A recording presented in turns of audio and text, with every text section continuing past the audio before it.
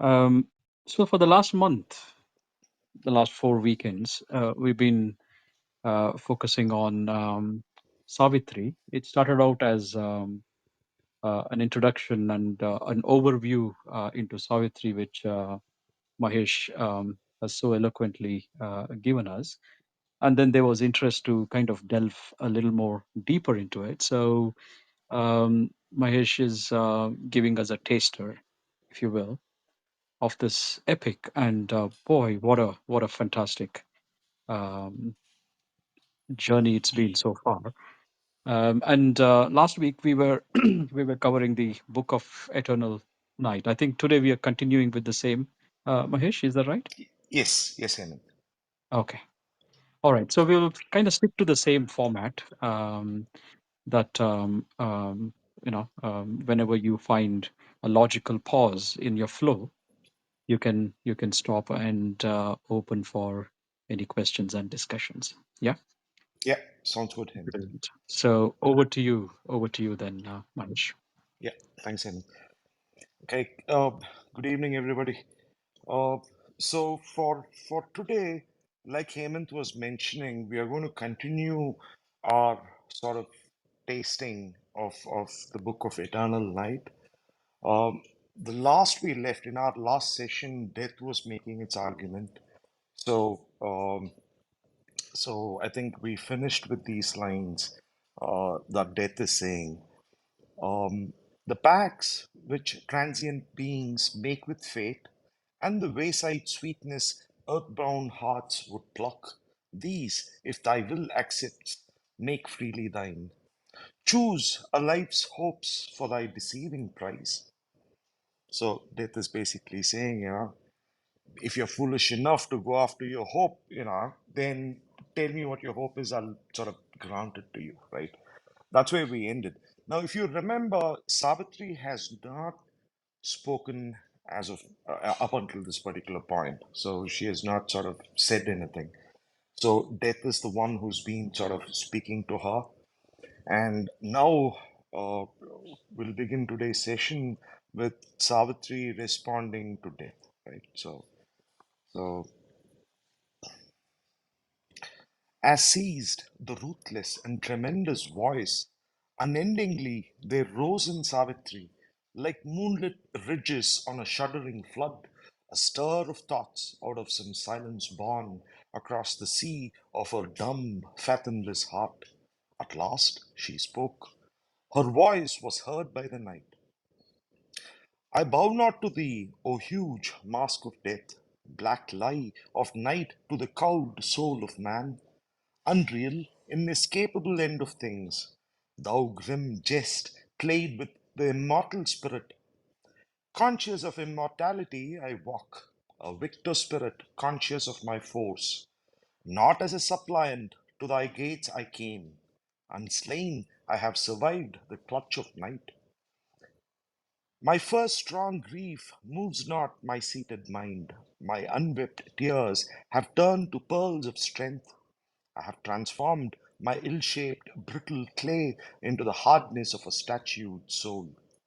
Now, in the wrestling of the splendid gods, my spirit shall be obstinate and strong against the vast refusal of the world.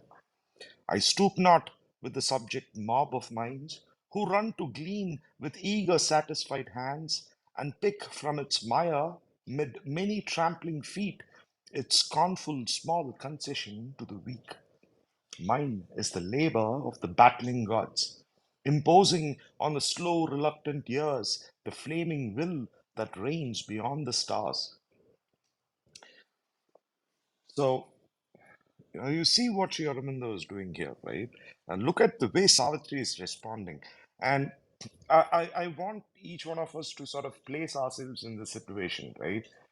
As in, place ourselves in the situation where you're sort of looking at death and making this argument. And I'm sure we all realize that it's just impossible to speak the way Savitri is speaking to death. Why? Because we are still sort of caught in the mesh of the senses, so to speak. We have not yet sort of risen to that status where we are conscious of our own divinity. And that's the point that she's making, right? She says, I'm a victor spirit, conscious of my force. Not as a suppliant to thy gates I came. Unslain, I have survived the clutch of night. She's saying, this zone of night into which Satyavan's soul and death and Savitri, all three are sort of moving within. She's saying, I entered this realm and I didn't die to enter here. I'm coming here conscious, right? Now, it's a very, very different sort of poise, because if you look at a typical victor or a typical human being, this is not the poise from which they would be making these arguments. And this is something sort of unique, right? To again, it's not just to Savitri, but anyone who has had who's sort of conscious, who has consciously ascended to that stature, can sort of relate to this particular poise.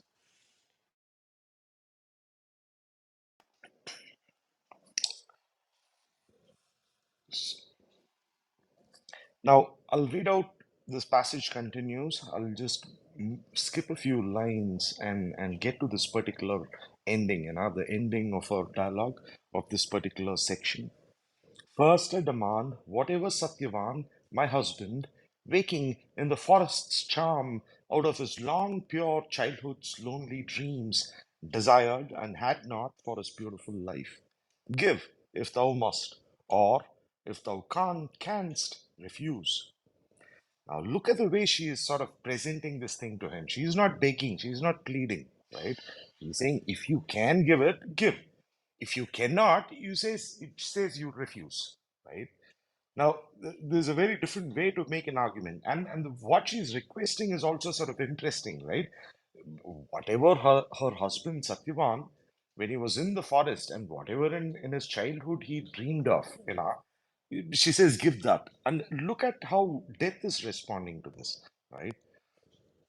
Indulgent to the dreams my touch shall break, I yield to his blind father's longing heart, kingdom and power and friends and greatness lost, and royal trappings for his peaceful age, the pallid pomps of man's declining days, the silver decadent glories of life's fall. To one who wiser grew by adverse fate, goods I restore the deluded soul prefers to impersonal nothingness's bare sublime. The sinuous solace of the light I give to eyes which could have found a larger realm, a deeper vision in their fathomless night. For that this man desired and asked in vain, while still he lived on earth and cherished hope. Back from the grandeur of my perilous realms, go, mortal, to thy small permitted sphere. Hasten, swift footed, lest to slay thy life, the great laws thou hast violated, moved, open at last on thee their marble eyes. Now, now, remember the question that Savitri asked. It says, if all that my husband desired, if you can give it, give. If you cannot, she says, then you refuse, right? That's me because you have a inability to perform that, or to grant that boon, right?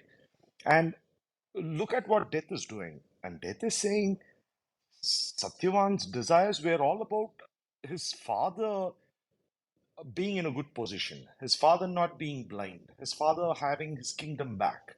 The son was looking to the welfare of his father. That was his desire. The boy didn't desire anything for himself. That's why death is saying, he says, to that blind father, I'll give back everything, kingdom and power and friends and greatness lost. But look at the philosophical sort of negativity, right? If we can call it that. Look at that philosophical negativity. This is a very fatalistic sort of tendency, right? He says, I'll give you all of this and royal trappings for his peaceful age. The pallid palms, the dull palms of man's declining days. He says, to one who wiser grew by adverse fate, says, because this guy was blind and he was thrown out from his kingdom, he was exiled. He says that's where the greatness lay. He became great because of that. Now, if you want to sort of, go back to your normalcy, he says, I'll give it to you, right? He says, not a problem. But then he ends with a little on a little threatening note to Savitri, says, because you have violated the law, the immortal laws that have always been there. Says because they have violated, it says if you don't go quickly, maybe they'll open their marble eyes, and then you are like, doomed. You know. So he says, go, run away, be quick about it. Right? But then now here's the sort of position, this psychological tangle that's sort of playing out between Death and Savitri, right? And but Savitri answered the disdainful shade, world spirit, I was thy equal spirit born. My will too is a law, my strength a god. I am immortal in my mortality. Here, the glorious, what do you say? The glorious, very what do you say? Mixed duality, the polarity sort of coexisting. That sort of perspective is sort of coming into play. Look at what she's saying. She's saying she calls death as world spirit. She recognizes that it's a title power, but she also says, I was thy equal spirit born. She says, don't think of me as a mere normal human. I'm someone who knows my own divinity, right? I was thy equal spirit born. My will too is a law. My strength is a God. My strength, a God. I'm immortal in my mortality. Now look at that. Says, I'm immortal, though in a mortal robe. I'm bound by the law of death. I know that I will die someday, right? But I too am immortal. I'm not someone who just comes and just passes away.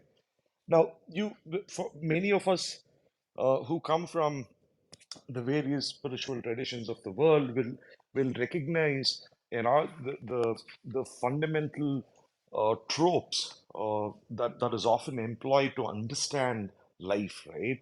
Whether you're coming from an atheist perspective or from a duality, Dvaita sort of perspective, or Advaita, or any one of the 100 variations of the spiritual theme, or how man has understood about life. If you look at any one of these many hundreds and hundreds of variations, you will see the primary characters, the tropes being played out here. In the way Sri Aurobindo is sort of phrasing this, I'm immortal in my mortality.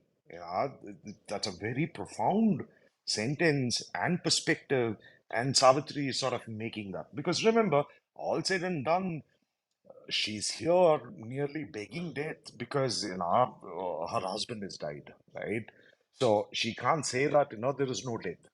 Death is there. It's a fact. It exists, right? And she also knows she's not foolish enough to say that because I'm divine, I won't die one day, right? She's not saying that also. She says, I'm immortal in my mortality. I tremble not before the immobile gaze of the unchanging marble hierarchies that look with the stone eyes of law and fate. My soul can meet them with its living fire. She makes this brilliant, brilliant argument. And here there is a clue even for us, right? Even for us, common people who are still aspiring, who still have to ascend many, many, many layers before we are even remotely in the at the level of Savitri. Uh, but Sri Aurobindo is sort of giving a clue here in terms of how you can deal with it, right? As in, says, I tremble not before their mobile gaze of the unchanging marble hierarchies that look with the stone eyes of law and fate. Now, law and fate, they are like immovable deities, right? It's like cast in marble. They are not flinching, they are not stirring, they cannot be convinced. It is what it is, right? But she says, my soul can meet them with its living fire.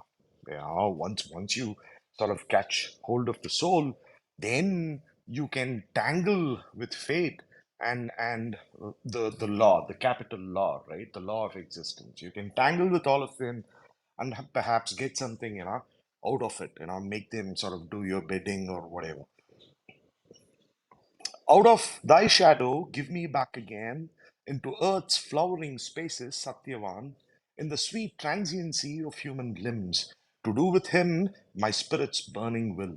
Says, give him back to me, back on earth. And look at this one more thing, right? When you're sort of speaking with the gods, with any of the typal gods, uh, the precision always matters in terms of what you're asking, right? And you will see Savitri being extremely precise. Into Earth's flowering spaces, Satyavan, in the sweet transiency of human limbs. Says she knows it's transient. The very human limbs, he'll grow old. One day he'll die too.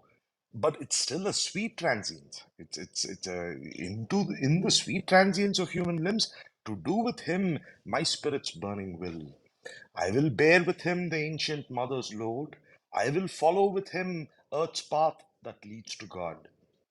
Okay, so she says, give him back to me, you know, his body in his body, which is dear to me, and I will do with him what my spirit wills, right? And I'll walk with him on earth on the path to God, right? That's what we're going to do, right?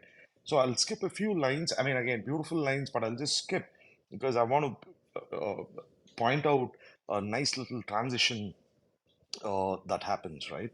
Uh, so for I who have trod with him the tracks of time can meet behind his steps whatever night or unimaginable stupendous dawn breaks on our spirits in the untrod beyond. Wherever thou leadest his soul, I shall pursue. Says, give him back. Because he said, if you can't give him back, if you're not going to give him back, he says, I'll follow him. It doesn't matter where you take him. Wherever you take him, whether it's a wherever in the beyond, whatever terrible night or some very bright luminous place, says doesn't matter, I'll follow, right? Now, so when Savitri is saying this, wherever thou leadest his soul I shall pursue, it's almost like a challenge, right? She's sort of throwing throwing this challenge at death, saying, I'm capable of following wherever you take him. Now look at, so death catches that note, right? See, because death threatened first. He says, um, if you don't listen to me, leave away. If you don't listen, then when the great laws waken, when they open their marble eyes, you're going to be in trouble. Now look at the way she's sort of throwing back that taunt back at him, saying, wherever you take him, I'll come, I'll follow. And death catches that note and retorts to her. Says, hast thou got wings or feet that tread my stars? Frail creature with the courage that aspires, forgetting thy bounds of thought, thy mortal role. He says, what are you? Do you have godlike wings? Do you have god wings? Or feet that you can, that you have gone and trod on the stars? Right? And there's a beautiful transition here. It says that tread on my stars.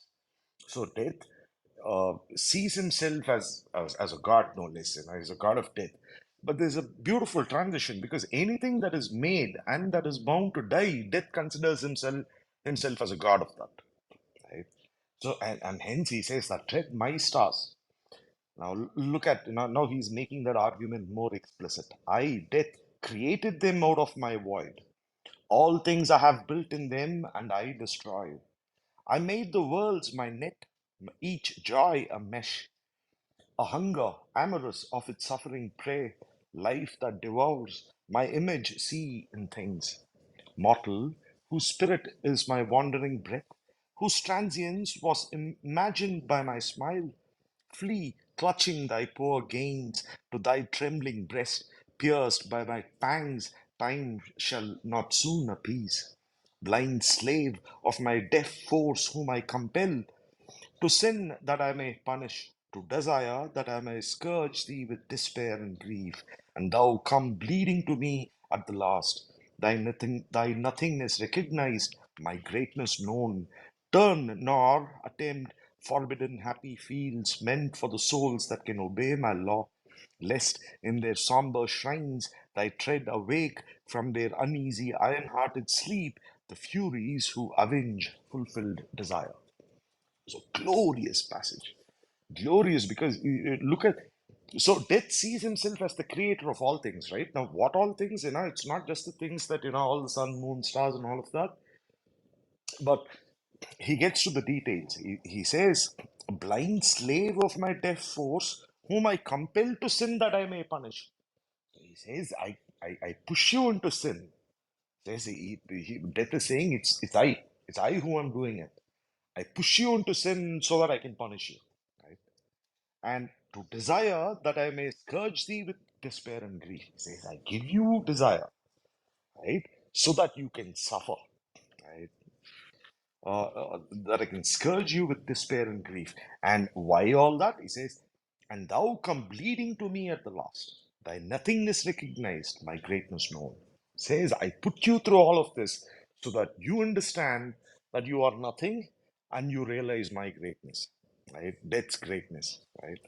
And so I'm just going to skip a few lines again. You have to read this, but there's too much to cover. But I'll just read this out for you.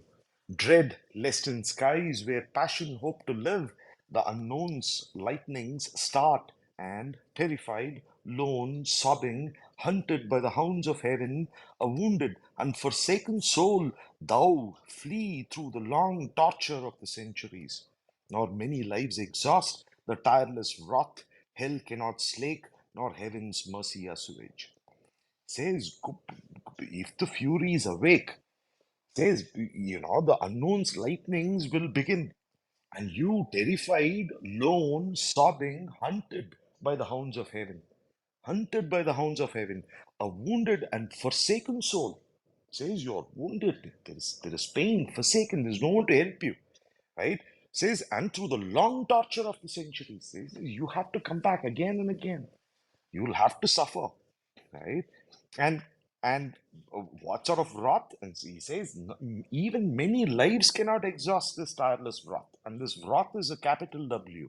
So it's like the title wrath. It's not just a small time storm that has come and gone and so on, right? This is capital wrath. Shrivindu uses. He says the hell cannot slake this. Hell cannot slake, nor heaven's mercy assuage. He says neither is going to help you.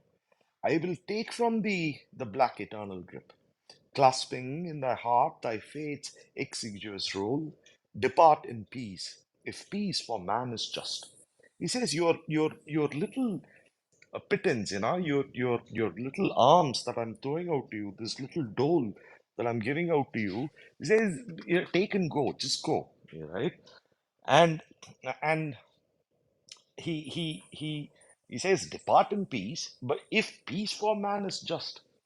Now, ask yourself, why is Sri Aurobindo saying this, right? If peace for man is just, it's almost as if, there is some wrong that man, this thinking creature, has done where he's the special recipient of this anguish.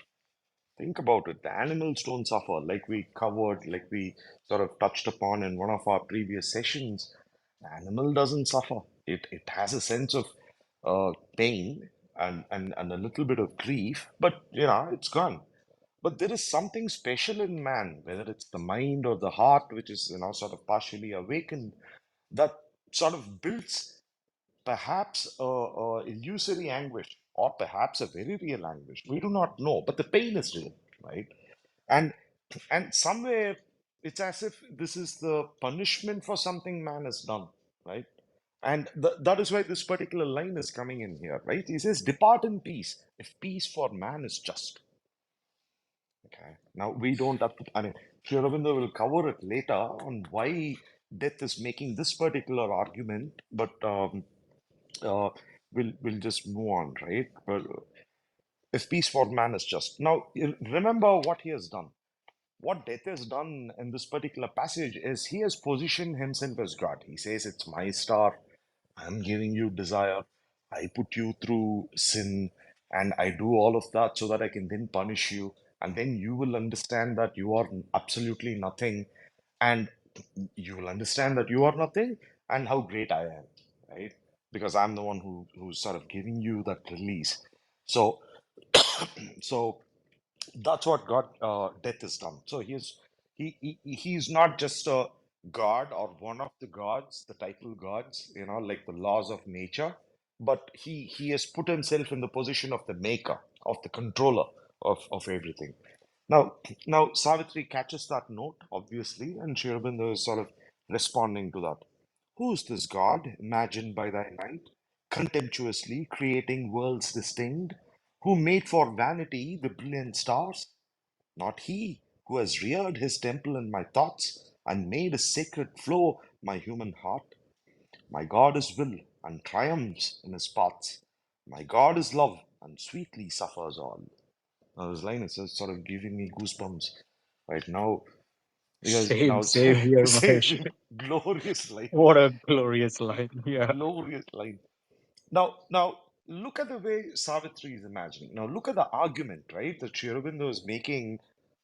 I wouldn't say on our behalf, but it's like he's like another typal god, sort of observing all this phenomena and sort of making this argument, right? Who's this god imagined by them? Like Savitri is asking, where did this god come from? From your imagination, that too, you are a creature of the night, and in from your imagination you cooked up this god. And what sort of a god? Contemptuously creating worlds distinct, who made for vanity the brilliant stars. Says you created this thing for fun, for sort of fun. What sort of God are you? He says this is not the God who has reared his temple in my thoughts. Uh, Look at the subtlety that's sort of entering the play, right? So often thoughts are imagined, thoughts are seen as a very ephemeral things, right? As in they are like the clouds on the sky of mind. They come and pass. And if you look at most of the Buddhist path, it would be about they look at the mind, and pretty much, most of the, I mean, especially the mind is the machinery that has to be stopped, right? It has to be stopped, still kill the mind at any cost. You want to make that beast, stop in its tracks. That's the position you take. Now this is a very sort of Vedic position, right? I wouldn't even say Advaitic position. This is a Vedic position because it recognizes the divinity of thought, and that's why Sri Aurobindo is making Savitri say this. Not he who has reared his temple in my thoughts. He says that God has found it fit to build a temple in my thoughts, right? And made his sacred floor my human heart. Uh, this is about, now this is both a occult phenomena and a poetic way of putting it. Occult phenomena because it's in the heart center, it's in the subtle body, uh, uh, that that the uh, that the being who's no larger than the thumb of man. That's the statement from the Upanishads, right? No larger than the thumb of man. That's the soul, that's the Atman, the psychic being that's sort of residing there. So she says, that deity, that God is sort of treading in my heart, right? So it's not that God. The one you are imagining, he has done all of these things for vanity. To him I have offered hope for sacrifice and gave my longings as a sacrament. Who shall prohibit or hedge in his course? Says, who can do it, right? Now look at the way I'm just turning the page. Now, let me just continue that line. Who shall prohibit or hedge in his course? The wonderful, the charioteer, the swift, a traveler of the million roads of life, his steps familiar with the lights of heaven, tread without pain the sword paved courts of hell. Says, which God are you talking about? My God? As in the one who is the wonderful, the charioteer, the swift. So again, the charioteer is used in terms of, as someone who's sort of leading everything, who's marshaling these 100 forces of the horse-like forces, Ashva, right? The spiritual force. He's sort of holding the reins and is sort of maneuvering. It's that charioteer, right? She says, a traveler of the million roads of life. He's there everywhere, omniscient. He's conducting all of these things. And look at this line. His steps familiar with the lights of heaven.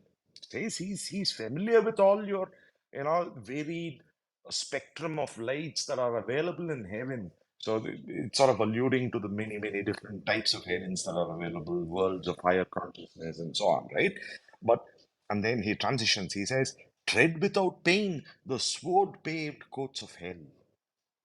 So the courts of hell says it's paved with swords. So for those of you who have seen Game of Thrones, if you can imagine the throne, the Iron Throne, which has been cast with the swords of all the defeated kings. Now, so Sri Aurobindo is obviously written this long, long before Game of Thrones came about. But the sword-paved courts of hell, there he descends to edge eternal joy. Now, even in hell, right? Even in hell, he descends to edge eternal joy. He says that suffering is only him sharpening his eternal joy. A sharpened edge he is giving there. Love's golden wings have power to fan thy void. Says love, the capital L, love, right? So the divine, who's all merciful, all compassionate, says that love has golden wings to fan thy void, right? He labors in the depths, exults on the heights. He shall remake thy universe, O death. Now, again, a beautiful point. So, there is in one of the Upanishads where it says that, death is the maker of the worlds, and he's the eater of the worlds also. Our death has made this world, right? Because, he needed something to appease his hunger, so he built these things so that, he could consume them again. Now, so in very tacitly, very carefully, subtly, Savitri is acknowledging the fact that up until now, whatever the condition of the world is, it is owned by death, right? Because it's a fact, you can't refuse it, you can't overlook it or hide it or whatever, right? You can't do that. But she says this God who labors in the depths and exalts on the heights, says he's there, omnipresent everywhere. Even in the courts of hell, he's there, right? He shall remake thy universe, O death. Right? So Savitri is making this argument saying, I get the fact that you are the current boss, so to speak, but the God that I am speaking of is love and mercy, and He has the power to remake whatever you're ruling right now. And death again makes that transition, right? So death responds here, right? What is thy hope? To what dost thou aspire? This is thy body's sweetest lure of bliss, assailed by pain, a frail, precarious form, to please for a few years thy faltering sense with honey of physical longings and the heart's fire, and a vain oneness seeking to embrace the brilliant idol of a fugitive hour. Glorious poetry. Right? He says, "Whoa, okay, that is saying, what are you asking for? What is your aspiration? Is this all thy body's sweetest lure of bliss? This is, that's your best bait, right? Your body's sweetest lure, assailed by pain, illness, sickness, wound, is assailed by pain, a frail, precarious form, to please for a few years thy faltering sense. Says, how long will you have this passion, intensity? Your senses will get dulled, they grow old, you will get old, your senses will grow old, and you won't be able to, savor your body's desire as you did before. Says, that's it, a vain oneness seeking. Says, what is this oneness for? This embrace that you're seeking, how long? He says, to embrace the brilliant idol of a fugitive hour. The hour is running away as if it were a fugitive. You can't catch it at all. It's time is sort of fleeing. In that fleeing moment, you want to catch an embrace and says, that's it. Is that what you want this for? Right? And uh, he goes on, I'll skip a few lines, and then he says this. Uh, Death only lasts and the inconscient void. I only am eternal and endure. I am the shapeless, formidable vast. I am the emptiness that men call space. I am a timeless nothingness carrying all. I am the illimitable, the mute alone. I death and he. There is no other God. Again, glorious argument. He says, all of that, all that you have is this fleeing sort of transience. That's all that you have. You barely have any time. And even if you're given the embrace of your body, he says, how long will the body be fresh? Right? It'll also diminish in capacity to endure, to enjoy, right? And So he showcases this transience, and then he declares, he says, I only am eternal and endure. He says nothing else is permanent. I am the formidable vast. Imagine all space in which the constellations and everything is sort of hovering, right? He says that space, it's me, right? He says, I am the timeless nothingness carrying all. I am the illimitable, the mute alone. So you have many of these traditions that portray uh, the supreme all principle as mute and alone and transcendent and so on, right? You now watch the language that Death is using, right? He sort of owning those monikers or those statuses, so to speak. He says, "I'm the illimitable, the mute alone. I Death am He." He with a capital H, right? I'm He.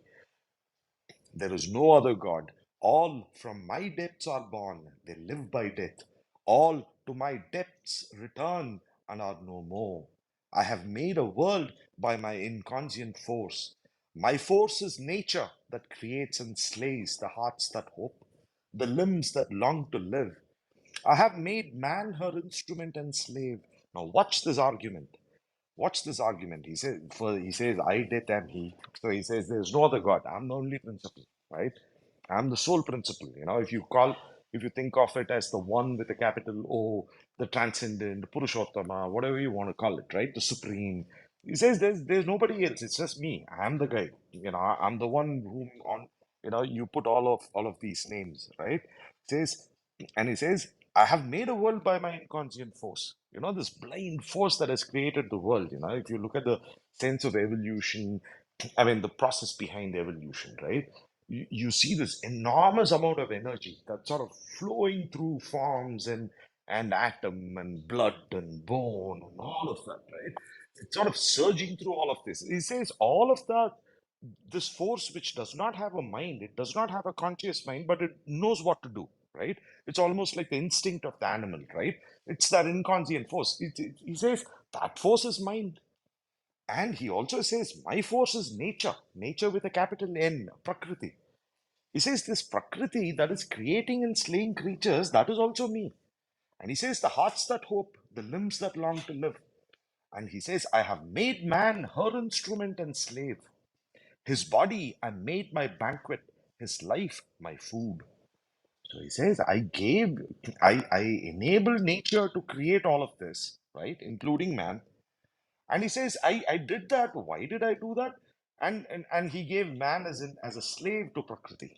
Now that is the truth. I mean, for those of you who know the Purusha Prakriti principle, right? You know that even your rebellion, even your wisdom, everything is within the hemisphere, within the hemisphere of existence, within the the three gunas, rajas, tamas, and sattva, right? Whatever you do, it's within this framework until you exceed that boundary. And whether you call it nirvana or a moksha or whatever you want to call it, right? And not after death, consciously in the body, right? When you're alive, you exceed it, then you have sort of grown beyond the machinery. Until then, you're a slave of nature, and that's what is being hinted at, not hinted at, made very clear, right? My force is nature that creates and slays the hearts that hope, the limbs that long to live. His body I made my banquet, his life my food. Man has no other help but only death. He comes to me at his end for rest and peace. I, death, am the one refuge of thy soul. The gods to whom man prays can help not man. They are my imaginations and my moods, reflected in him by illusion's power. Look at this grand argument. He says that there is nothing else. I'm your only refuge. If you want rest and peace, you have to come to me. Death. Once you're dead, everything is gone, settled, right? He says, whichever gods that you're praying to, they cannot help you. And not only that, and look at what he's saying. He says, they are my imaginations and my moods, reflected in him by illusion's power. He says, because of Maya, my whim, my mood appears to you like a god. And it is to that you're praying. The gods are not real. They're not going to come and help you, right? That which thou seest as thy immortal self is a shadowy icon of my infinite. Is death in thee dreaming of eternity? And here comes the glorious crowning, I mean, at least one of the crowns of his argument, right? He says, even your very soul is like a, you know, you think it is immortal, but he says it is a shadowy icon of my infinite. It's only a representation of me, right? Uh, uh, and he goes on to he tops it by saying, "Is a shadowy icon of my infinite is death in thee, dreaming of eternity." Now look at what he has done. Death is not portraying himself as external agency. Right now he's saying, "I'm within you. I'm the immanent. Right? I'm the divine in you. Right? And the death principle in you is the one which is dreaming of eternity, and that is your soul. I am the immobile in which all things move. I am the nude inane in which they cease. I have no body and no tongue to speak. I commune not with human eye and ear." And he goes on to, sort of make his argument. I'll skip a few lines. Uh, so the one lives forever. So he's referring to the highest principle, right? One with a capital O. The one lives forever. There no Satyavan changing was born, and there no Savitri claims from brief life her bribe of joy. There love came never with his fretful eyes of tears. Nor time is there, nor the vain vasts of space. It wears no living face, it has no name, no gaze, no heart that throbs. It asks no second to aid its being or to share its joys. It is delight immortally alone. Look at that argument. So if you read it carefully, right, it's almost as if he's representing a form of nirvana. He says there's nothing there. There's no personality. Satyavan is not there, nor Savitri. With her brief, desire and the little bribe that she wants of joy, he says all that is not there. It is delightfully, immortally alone. It's the one, right? So he says, if thou desirest immortality, be then alone sufficient to thy soul. Live in thyself, forget the man thou lovest. My last grand death shall rescue thee from life. Then shalt thou rise into thy unmoved source. Now, this is again, it's a fatal argument that is being made. So death so far has made only very well reasoned arguments. Now, you saw the reasoning, right? So he's saying all the right things. So death understands life very, very clearly, perhaps better than the gods, right? So so death gets it. So he makes all of these arguments. He says the only thing permanent is the one. But there in that one, there is no Satyavan or Savitri. Neither are there, right? So now look at the offer that he's making. If you want immortality, if thou desirest immortality, be then alone sufficient to thy soul. He says, be content by yourself with your own soul. Don't ask for Satyavan. Don't ask for anything more because nothing is permanent. Besides, in that high status of immortality, there is no individuality. Everything is lost. That's the truth. So he says, if you want that condition, he says, then be content. Now, at the moment of death, right? He says, that's my grand prize to you. I'll release you from all of this, and I'll push you into the unmoved source. He says, I'll put you into that eternal status. Right? Again, this is exactly your description, like it's like getting blotted out in nirvana, right? All personality is gone, nothing is remaining. And here, death is making that argument. He says, if you want, I can send you there, but after death, not right now, right? Now, all along, like I said, death is making very valid, very logical arguments. But look at how Savitri is responding. O death, who reasonest, I reason not. Reason that scans and breaks, but cannot build, or builds in vain because she doubts her work. I am, I love, I see, I act, I will. Again, it gives me goosebumps, but All the arguments that death has put forth. Look at what Savitri is responding with. She's saying, boss, you're using reason. You're using reason to make your arguments. But he says, what sort of reason is yours? Because reason usually, it sort of splits things, it breaks things, it disassembles things to understand. And that's what reason does. He says it can break, it can do all of this, investigation in detail, right? Reason can do that. He says, but reason cannot build. But reason cannot build. Or even if it builds in vain because she doubts her work. Right? And look at Savitri's poise. It's like it's an aphorism, right? It's like a declaration of our soul power, her soul status, and very aphoristic sort of phrases, right? I am, I love, I see, I act, I will, like a little mantra, right? I mean, a mantra not for us, but for her. From her stature, she can say that, right? I am, I love, I see, I act, I will. Now, once she has made this, very aphoristic, very divine assertion, a pretty aggressive assertion. Now, look at the way death is responding. So he understands. He gets that, reason cannot build. So he has reasoned out his arguments to her, and he realizes that, she's taking another sort of poise, right, in her argument. Because she has clearly understood that reason cannot build anew. It can only scan and break or build in vain. But even if it does that, because she doubts her work, because reason is a eternal doubter, right? Again, being in the human condition, all of us are very familiar with it, right? There is never an absolute certitude. Did you switch off the water motor? Did you shut down did you lock your car?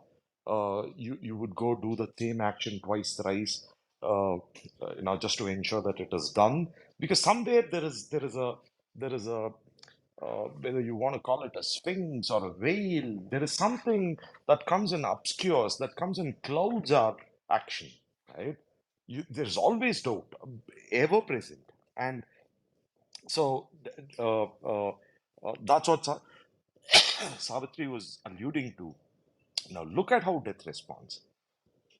Know also, knowing thou shalt cease to love and cease to will, delivered from thy heart, so shalt thou rest forever and be still, consenting to the impermanence of things.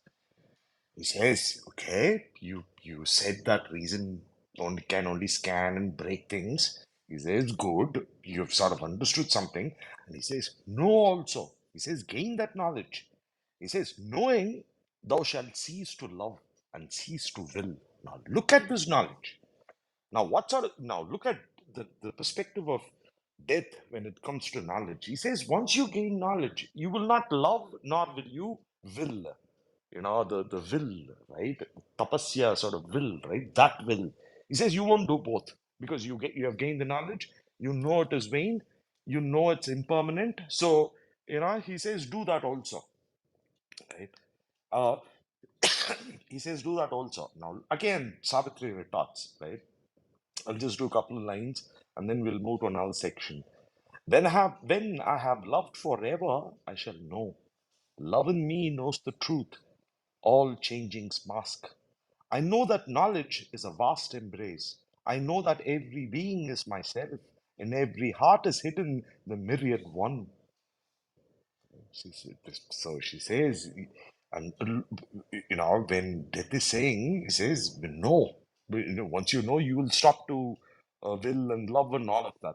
Now, look at Savitri's response on when she shall know. She will know. She says, when I have loved forever. Now, what is that condition, right? I mean, it's like a little Zen sort of statement, right? When I have loved forever, I shall know. Now, just ponder over that statement later, because it sort of gives a clue into, what sort of a stature she has to get to by the time she gets that knowledge, right? So she says, "Love in me knows the truth, all changing's mask. I know that knowledge is a vast embrace," and she goes on to sort of make that argument. Now, I'm going to shift to another book. So With this, our selections from the Book of Eternal Night, the Journey in Eternal Night, comes to a close. The next book is the Book of the Double Twilight, and the Canto One in this Book of Double Twilight. It's called the Dream Twilight of the Ideal. Now, it was impossible for me to select from this particular canto because Sri Aurobindo is sort of uh, recounting the typical world perspectives with regard to death. So he sort of narrates this entire sequence, and it's a that entire canto. I mean, like I said, I really couldn't select. It was hard because anywhere I cut it, I quote, I pick a choice, then it sort of there's only a what do you say, one limb that is sort of coming through and not the entire thing. So it's a glorious argument. You need to go read that argument. So this is the book of the Double Twilight, book 10 and Canto 1, the Dream Twilight of the Ideal. So that's the canto. So I'm going to skip that particular canto and go to Canto 2. Okay. Now, the Canto 2 is called The Gospel of Death and Vanity of the Ideal. Look at the title. The title itself is like a glorious title, right? This is the gospel of death. So this is what do you say? The sacred word, the secret word, the sacred word of death, right? This is death's scripture, so to speak, right? So, guys, give me a second. I'll just drink some water.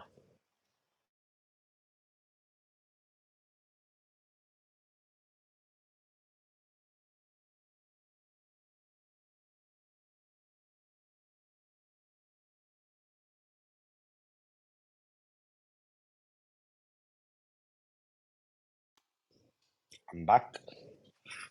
So I'll begin with a few lines and then we'll sort of move to another section where death is sort of making this argument, right? So, like I said, this is the scripture, the sacred word of death, the occult word of death, not perhaps not sacred, but the occult word of death. This is the scripture of death. So that's why Sri Aurobindo is calling it the gospel of death and vanity of the ideal. Then pealed the calm, inexorable voice, abolishing hope, cancelling life's golden truths. Fatal its accents smote the trembling air.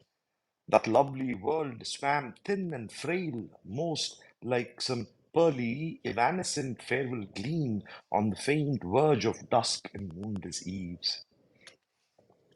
Prisoner of nature, many visioned spirit, thought's creature in the ideal's realm, enjoying thy unsubstantial immortality, the subtle, marvelous mind of man has feigned. This is the world from which thy yearnings came.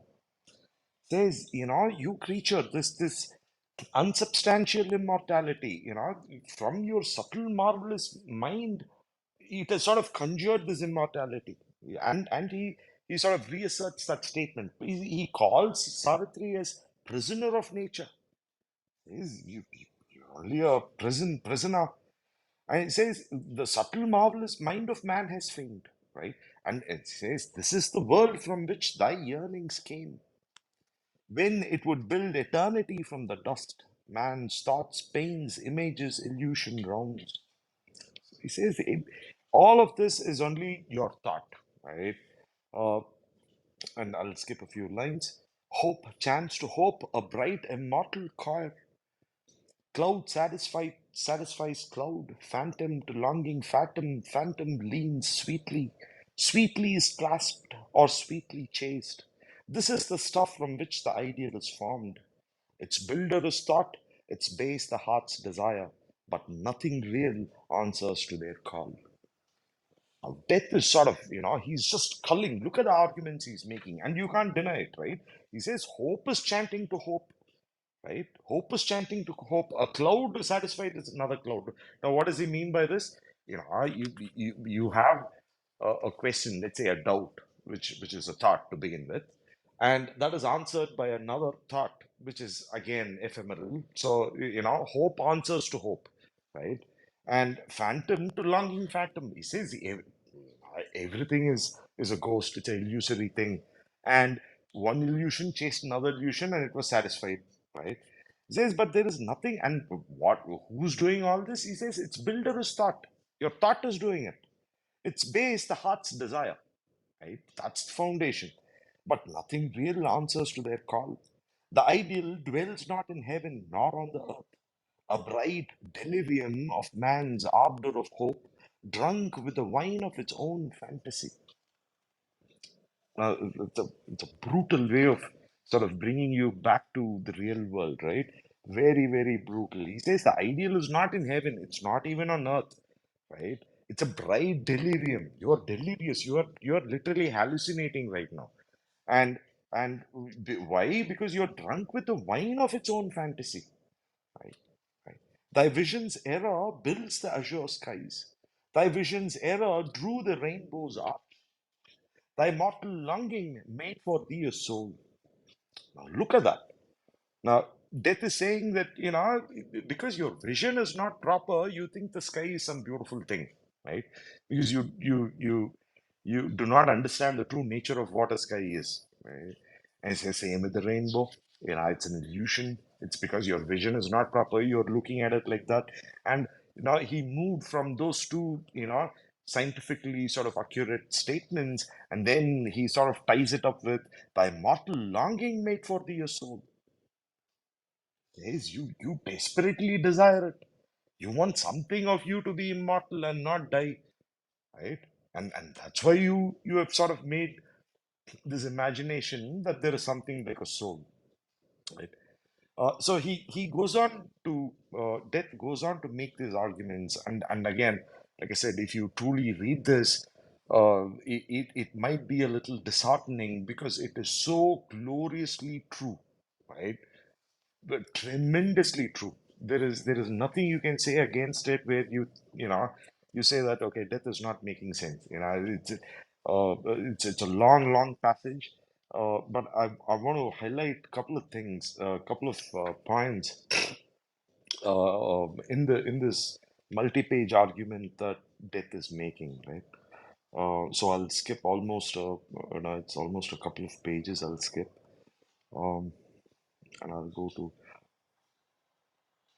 how shall the ideal tread earth's dolorous soil, where life is only a labor and a hope, a child of matter and by matter fed, a fire flaming low in nature's grate, a wave that breaks upon a shore in time, a journey's toilsome trudge with death for goal? He says, what's the point? But you're only a baby of matter because you're formed by matter, and it's matter who's sort of feeding you, right? And in nature's grand scheme, you're just one more little element, right? A wave that breaks upon a shore in time, a journey's toilsome trudge with death for goal. He says, is that all you are? He says, the avatars have lived and died in vain. Vain was the sage's thought, the prophet's voice. Now, again, like we sort of touched upon in some of our earlier calls, Sri Aurobindo is a brutal realist. He's not one of those, oh, this avatar came, he will yet come, he saved the world. You look at the way, the brutal clarity with which he's acknowledging the reality of existence. He says the avatars have lived and died in vain. Vain was the sage's thought. There's thousands, millions of sages all around the world, great men and women of spirituality who have come, Plato came and died, Socrates came, died, every prophet, care to name it, no, they've come and died. Nothing has changed. Man is still the same. Death is still there. He says, vain is the prophet's voice. In vain is seen the shining upward way. Earth lies unchanged beneath the circling sun. Now, the framing of that argument, the way Sri Aurobindo is sort of making you acknowledge reality and not be in any comfortable illusion, right? Oh, Kalki will come and he'll fix things.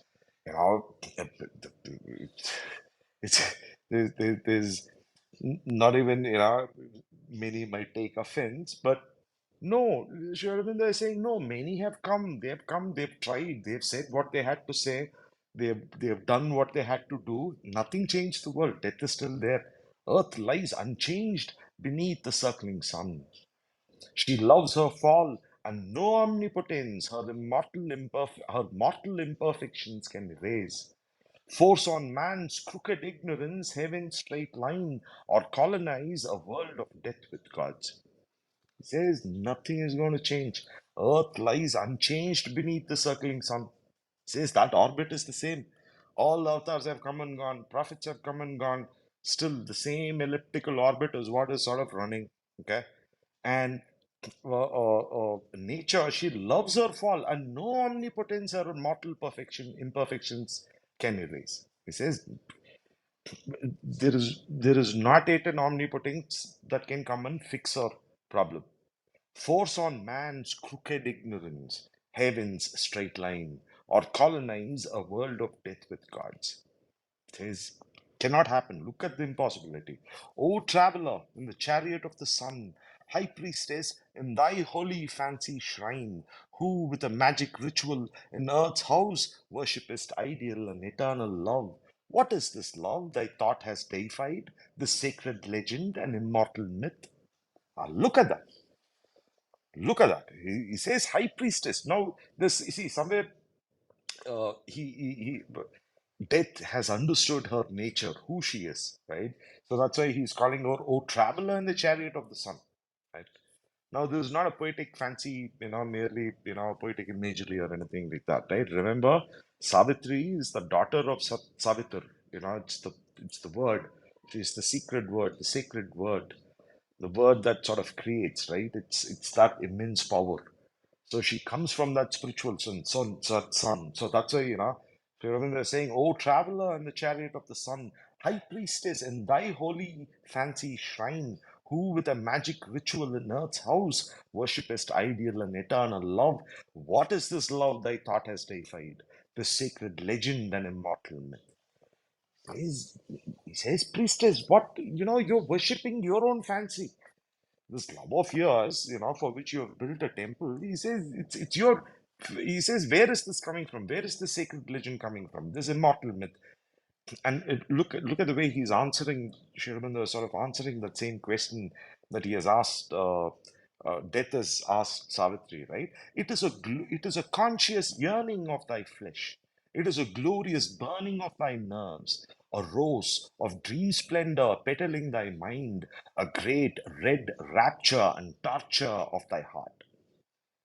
Now he's sort of digging into this argument, right? He's look at, he's coming at it like a Viking warrior, right? With two axes in each hand. Death is sort of chopping whatever politeness that is there between him and Savitri. He's just chopping his way to the truth. And what is the truth? He says this love of yours is just a myth. Why so? Because it's a conscious yearning of thy flesh. It's only a longing of your flesh. It is a glorious burning of thy nerves. The heat and the rapture of, the heat of lust that you feel, right? You feel a flush sort of, shooting up through your face. He says it's only that, right? A rose of dream splendor petaling thy mind, a great red rapture and torture of thy heart. Why? Lust, love, from pink it turns to red. Even that is pleasurable. It's a torture, but it's pleasurable. Right? A sudden transfiguration of thy days, it passes and the world is as before. Now look at what he's doing. He says all this is only a phenomena of the body.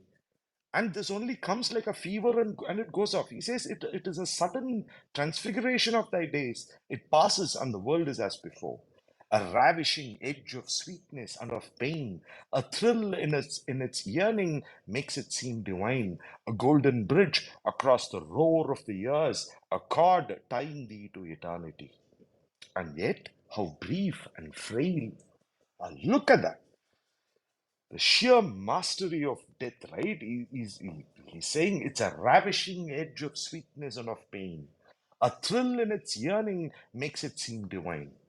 So death understands this argument. You will see the common mass of humanity, the general mass, right, who don't have much spiritual experience, saying, oh, it's my soulmate, oh, it's my soul partner.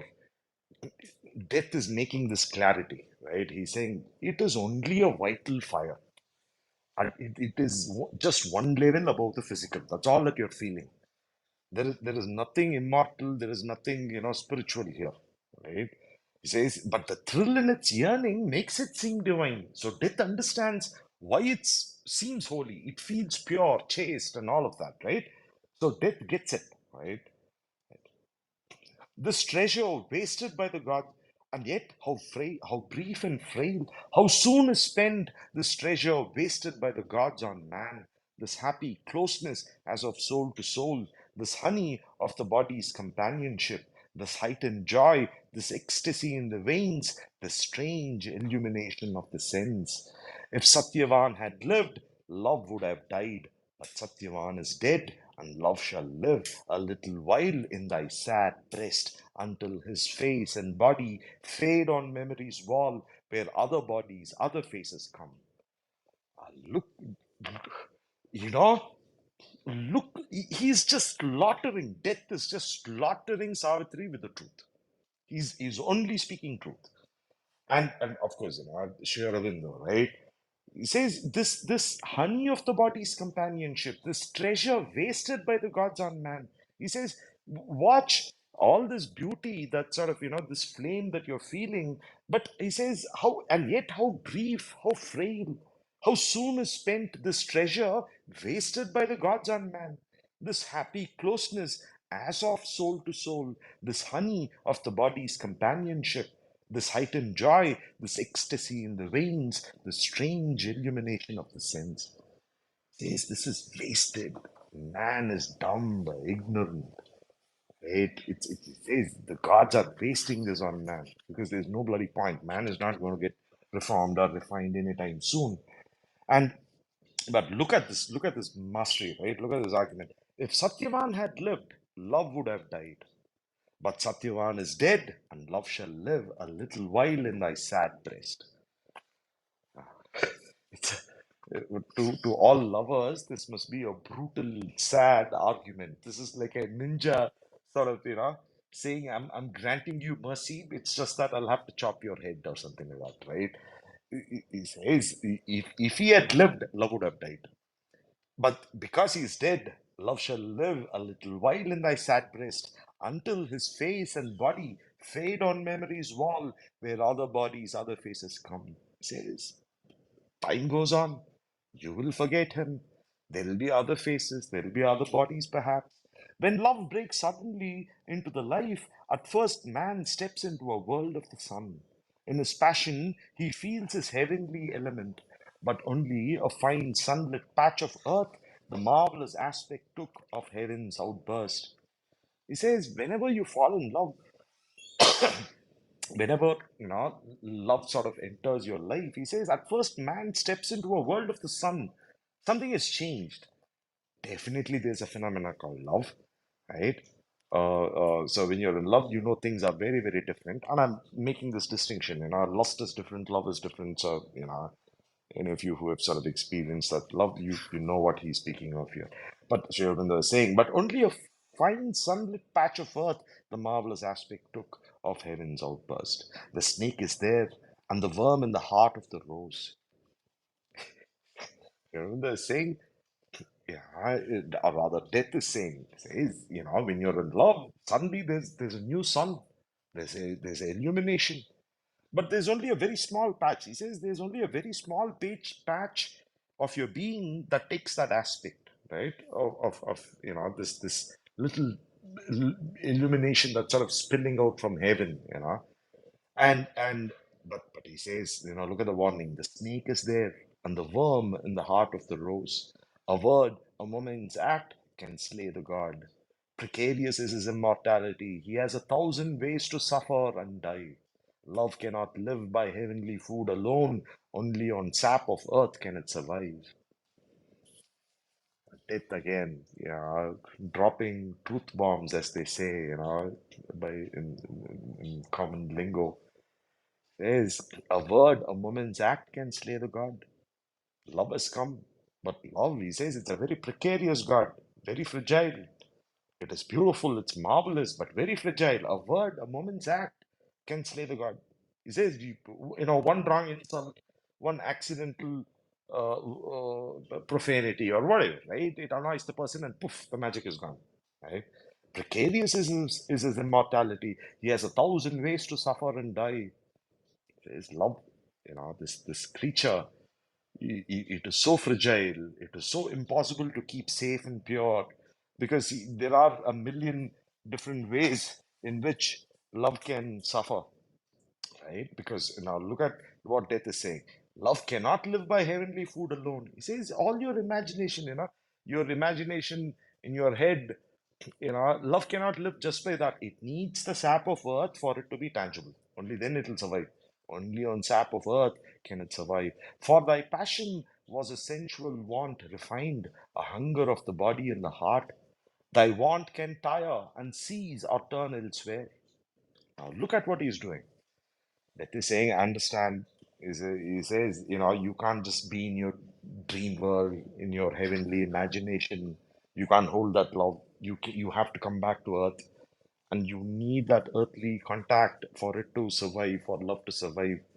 And then he sort of, uh, uh, uh, he says your passion is only a refined sensual want. It's only a normal thing of the body and the heart. It's just a routine hunger. You're not some divine, avatar whose love is very chaste and pure and so on. Nothing. He says nothing like that. This is a very human want. Anyone in a human body uh, goes through this, right?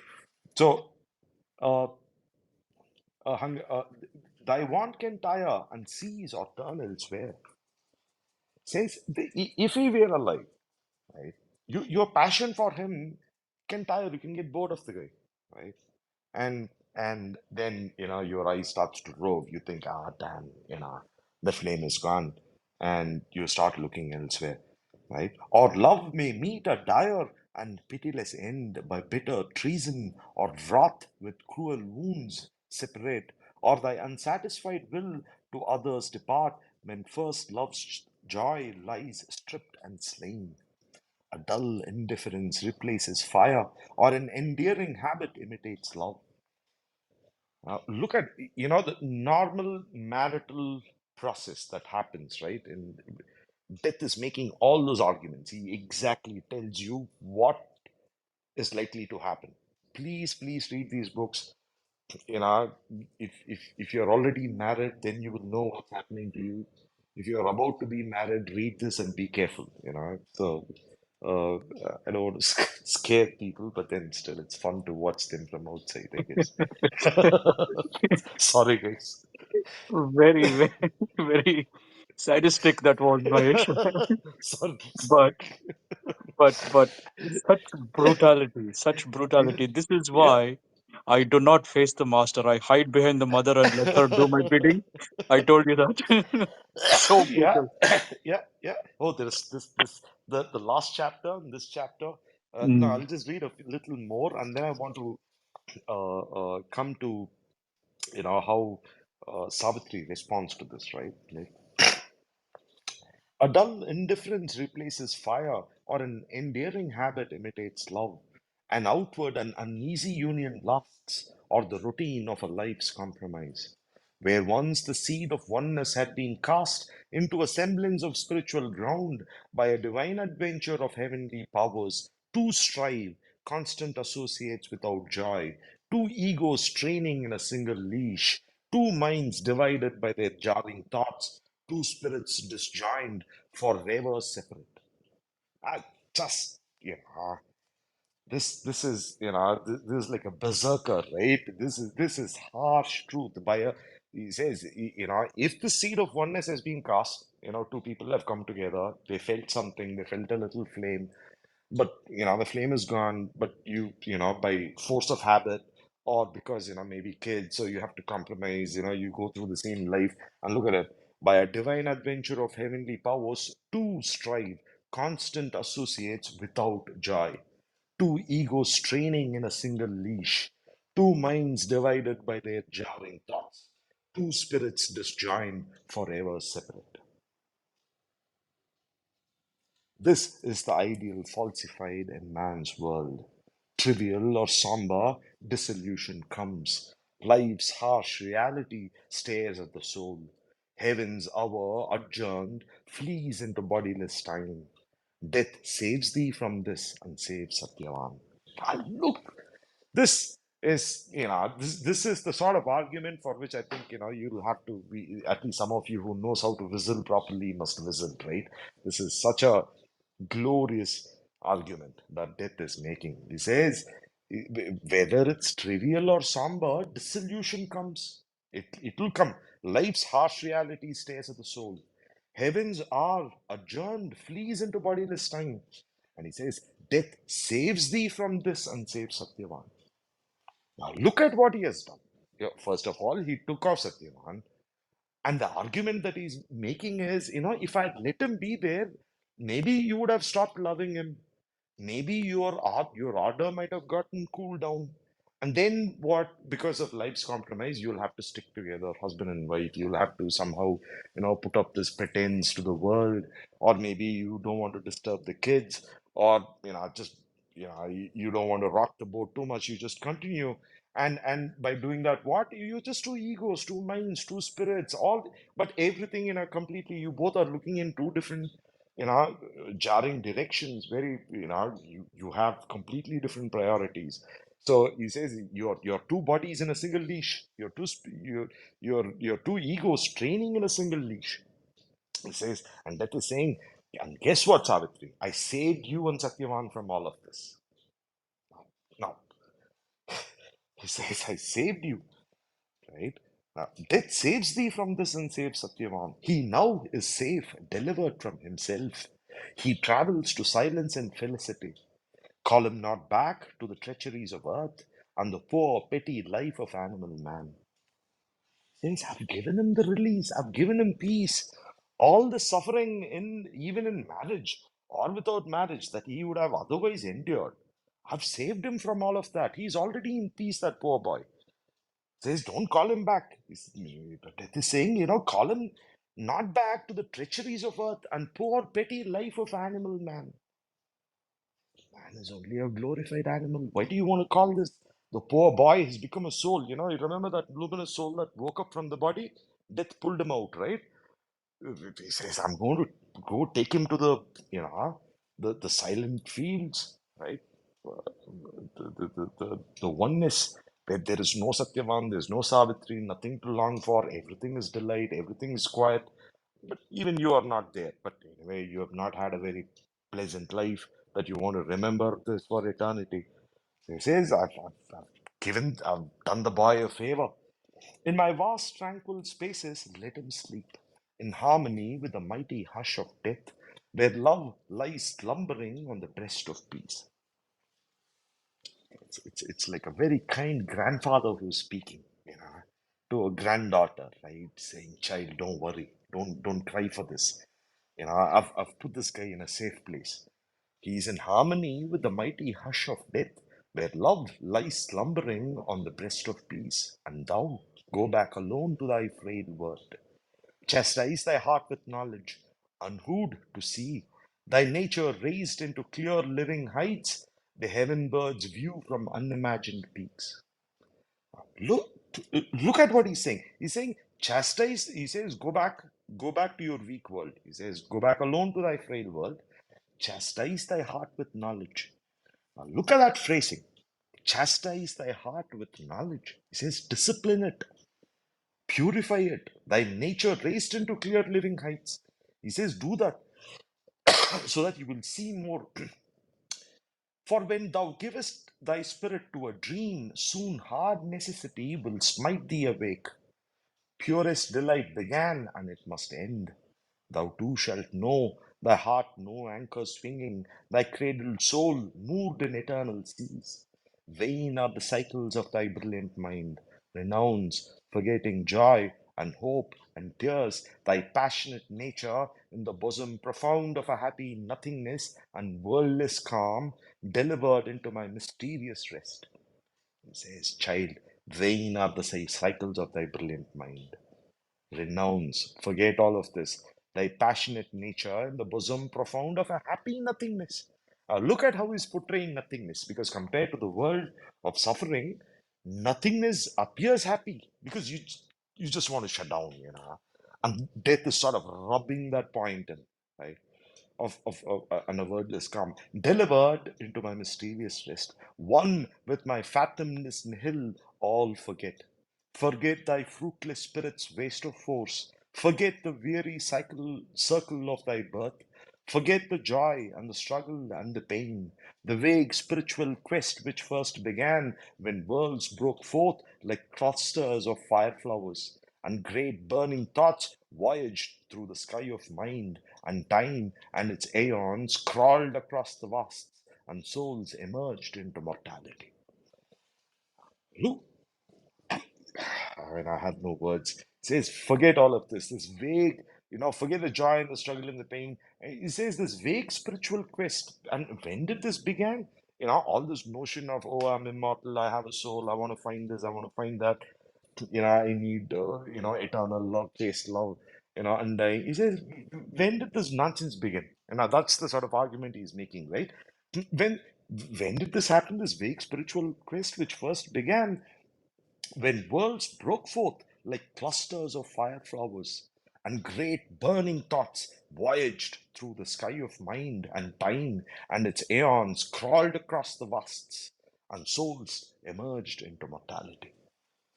So death remembers that moment when creation happened, man had not come, the soul had not come, they were only creatures of evolution.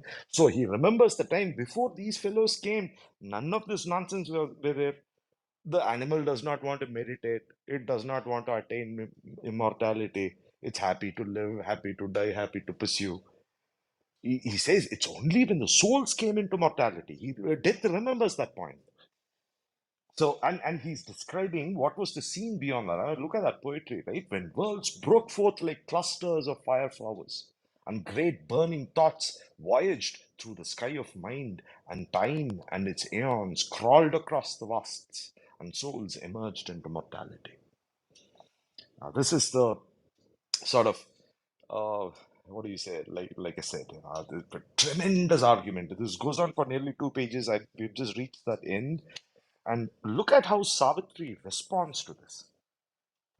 She understands that death has made a tremendous argument, because all that he's saying is the truth. It is the truth. It is the experiential truth, and it is not a philosophical issue at all. Because all that Sri Aurobindo says there, it is not a question. You can't say that. Well, you know what? It's a matter of opinion. It's subjective. No, it's hard truth. That is what death is, right? But Savitri replied to the dark power, a dangerous music now thou findest, O death, melting thy speech into harmonious pain, and flutest alluringly to tired hopes thy falsehoods mingled with sad strains of truth. And look at what he has done. The way Savitri is responding, a dangerous music now thou findest, says, because the argument is so compelling. There's a dangerous music now thou findest, O death, melting thy speech into harmonious pain, and fluting, right? Alluringly to tired hopes, thy falsehoods mingled with sad strains of truth. He's not lying, and that's why she's saying, but it is the truth. What he's saying is the truth, but it's the sad strains of truth. And he's adding his own mixture. Thy falsehoods mingled with sad strains of truth, but I forbid thy voice to slay my soul. Uh, Look at Savitri's response. Look at that defiance, right? And that's the difference between a being who's sort of hardened by yoga and us. Because, even a two-bit doctor who says something, oh, this fever might last 10 days, our heart immediately sinks. There's no fight left. We look at it, we take it at face value, and so on. Now, here's this, female, of course, she's the daughter of the sun, but still, she's in a mortal body, right? Savitri is in a mortal body. But look at her defiance. He says, she's saying that, but I forbid thy voice to slay my soul. My love is not a hunger of the heart. My love is not a craving of the flesh. It came to me from God to God returns. Even in all that life and man have marred, a whisper of divinity still is heard. A breath is felt from the eternal spheres. Now look at her defiance, saying no. He says, do not come and compel me with your dangerous music. The arguments that you're making, you're mixing your falsehood with sad strains of truth. There are happy strains of truth. You could have picked them up, no, but you picked the sad strains of truth. That's what you're doing. And she says, I refuse. He says, I forbid thy voice to slay my soul. He says, hearing you, I will not lose hope. I will not. I will. You can talk whatever the hell you want. I'm not going to budge. But I forbid thy voice to slay my soul. And here she's making this argument, right? My love is not a hunger of the heart. My love is not a craving of the flesh. It came to me from God, to God returns. Even in all that life and man have marred, a whisper of divinity still is heard, a breath is felt from the eternal spheres. So she gets it. She gets it. She's not this normal academic type nonsense, right? Who keep I don't know. Sorry, I'm not a great fan of academia, but look at Savitri's answer. It says, my love is not a hunger of the heart. My love is not a craving of the flesh. It says, it came to me from the divine. It came to me from God, and to God it will go. And she says, even in all that life and man have marred. No, she gets it, right? She gets the fact that man is a devious crook, right? His ignorance is devious. It's a crooked ignorance. And she gets the fact that wherever man lands up, there is only ruin and corruption and whatnot. Right? She gets it. Now, in she says, look at her assertion. She says, I know it. I know that man will do this. Right? And life is a hard thing. But even in this, a whisper of divinity still is heard. A breath is felt from the eternal spheres. Loved by heaven and wonderful to man, a sweet fire rhythm of passion chants to love. There is a hope in its wild, infinite cry. It rings with callings from forgotten heights, and when its strains are hushed to high winged souls in their empyrean, its burning breath survives beyond the rapturous core of suns that flame forever pure in skies unseen. A voice of the eternal ecstasy. And she identifies what is this love? He says, what is this love? And look at that. He says, it is sanctioned by heaven. Heaven has sanctioned this love for man. Loved by heaven and wonderful to man. A sweet fire rhythm of passion chants to love. There is a hope in its wild infinite cry. Says in this in this anguish of love that wants to be born and rule the world, and it's being sort of lent by heaven to man, says that there is something really, really big. And how big? She says its burning breath survives beyond the rapturous core of suns that flame forever pure in skies unseen, a voice of the eternal ecstasy. And ecstasy with a capital E. This is your Ananda, right? Satchit Ananda. That Ananda is what Sri Aurobindo is referring to. And love is a voice of that eternal ecstasy, of that deathless bliss. He says this is one strain, one facet of that one day I shall behold my great sweet world, put off the dire disguises of the gods, unveil from terror and disrobe from sin. Look at the shift. Now, remember when we began this argument, or rather, when Death and Savitri began this argument, remember how in the beginning Death said, boss, it's my world. I'm building this desire for you, right? So that I can punish you. That's how he started the argument. Now, look at how there's a subtle shift that is happening, right? Look at this shift, because think of this as if the spiritual flame of Savitri, as she's sort of talking to Death, is rising high and higher above. So her status is sort of very subtly changing from a mere mortal woman who knows yoga and who has sort of come out of her body to something much more and more powerful as the dialogue proceeds. So that's how you'll have to take this, right? Because look at what she's doing right now. One day I shall behold my great sweet world, put off the dire disguises of the gods, unveil from terror and disrobe from sin. Now, I shall behold my great sweet world. Now, I think we touched upon this point. So whenever you see the word Vishwamitra, friend of the worlds, right? So there is something in the soul stature that happens as you rise higher and higher, where moving beyond the ego is one point, but you move beyond your personality, right? Your svabhava, you exceed it, right? Now, when I say exceed it, there is the vertical exceeding, as in you're like a little comet flame that shoots up and goes off. That's, the realizations like the Buddha and so on. Or you might be like the Tantra path, where at each level it sort of orbits. It orbits a wider and wider arc so that it covers more and more of that plane. That's how Tantra typically works, right? So you have the vertical ascension on one side, but then you have the ascending helix, if we want to call it that. That's the way of the Tantra, especially of Sri Aurobindo's yoga, right? It won't spare anything on any plane, right? And again, it not only goes up, it'll also come down based on how bad you have been or how stupid you have been. It'll keep going up and back and forth constantly, clearing stuff. But and that is the intimacy that she's speaking of. What my great sweet world, put off the dire disguises of the gods, unveil from terror and disrobe from sin. Appeased, we shall draw near our mother's face. We shall cast our candid souls upon her lap. Then shall we clasp the ecstasy we chase. Then shall we shudder with the long sought God. Then shall we find heaven's unexpected string. The says, this world for which I was born to save it. This he's calling it my sweet world.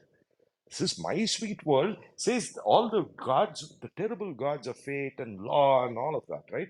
Says they'll put off their dire mask. They'll throw off their mask. They are not always this way, right? They'll put off their mask. Right?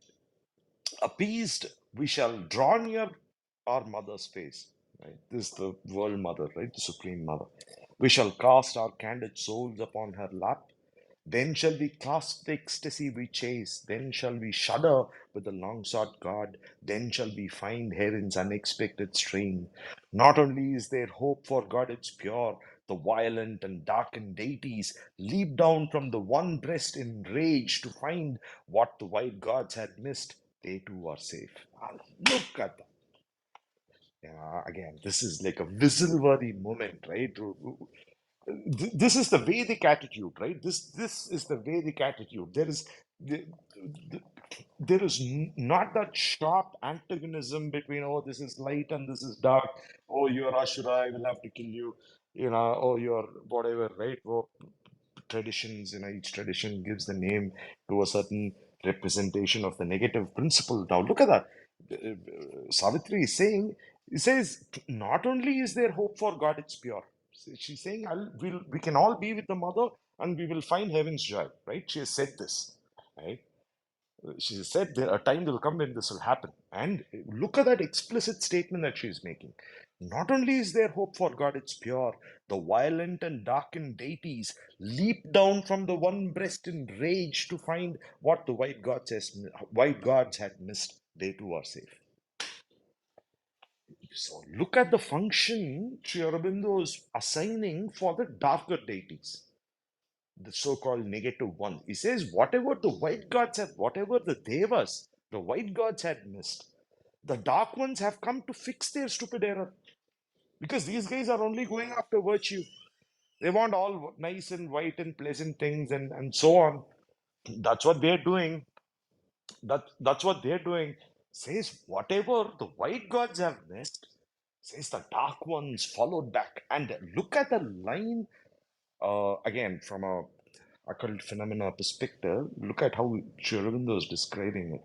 Leap down from the one breast in rage to find what the white gods had missed. They are not singing bhajans and soft, ode to poetry, ode to skylark. They are not singing that. No, you know, daffodil, this sort of, springtime gods with river nymph. It's not that god. They are leaping down in rage. Why? Because it's as if the darker deities are saying, how dare you miss out what the Supreme Divine has ordained? He gave you a damned work to do, and you fellows are all drinking coconut water and flowers and incense sticks and whatnot, and you have missed what is supposed to be done. So in that rage, they are leaping down. Right? They too are safe. A mother's eyes are on them, and her arms, stretched out in love, desire her rebel sons. Her rebel sons. Says it's the one mother, one Aditi, one one supreme mother, and it's all her children. There are white children, there are dark children. Even they are her children. Says even her rebel sons, stretched out in love, one who came, love and lover and beloved, eternal, built himself a wondrous field and wove the measures of a marvelous dance. So Savitri, she's describing all of this. She says this polarity is only a thing that had to be organized in such a way. Black and white, good and bad, sin and virtue. All these came about for a specific reason. Says all of this will be resolved.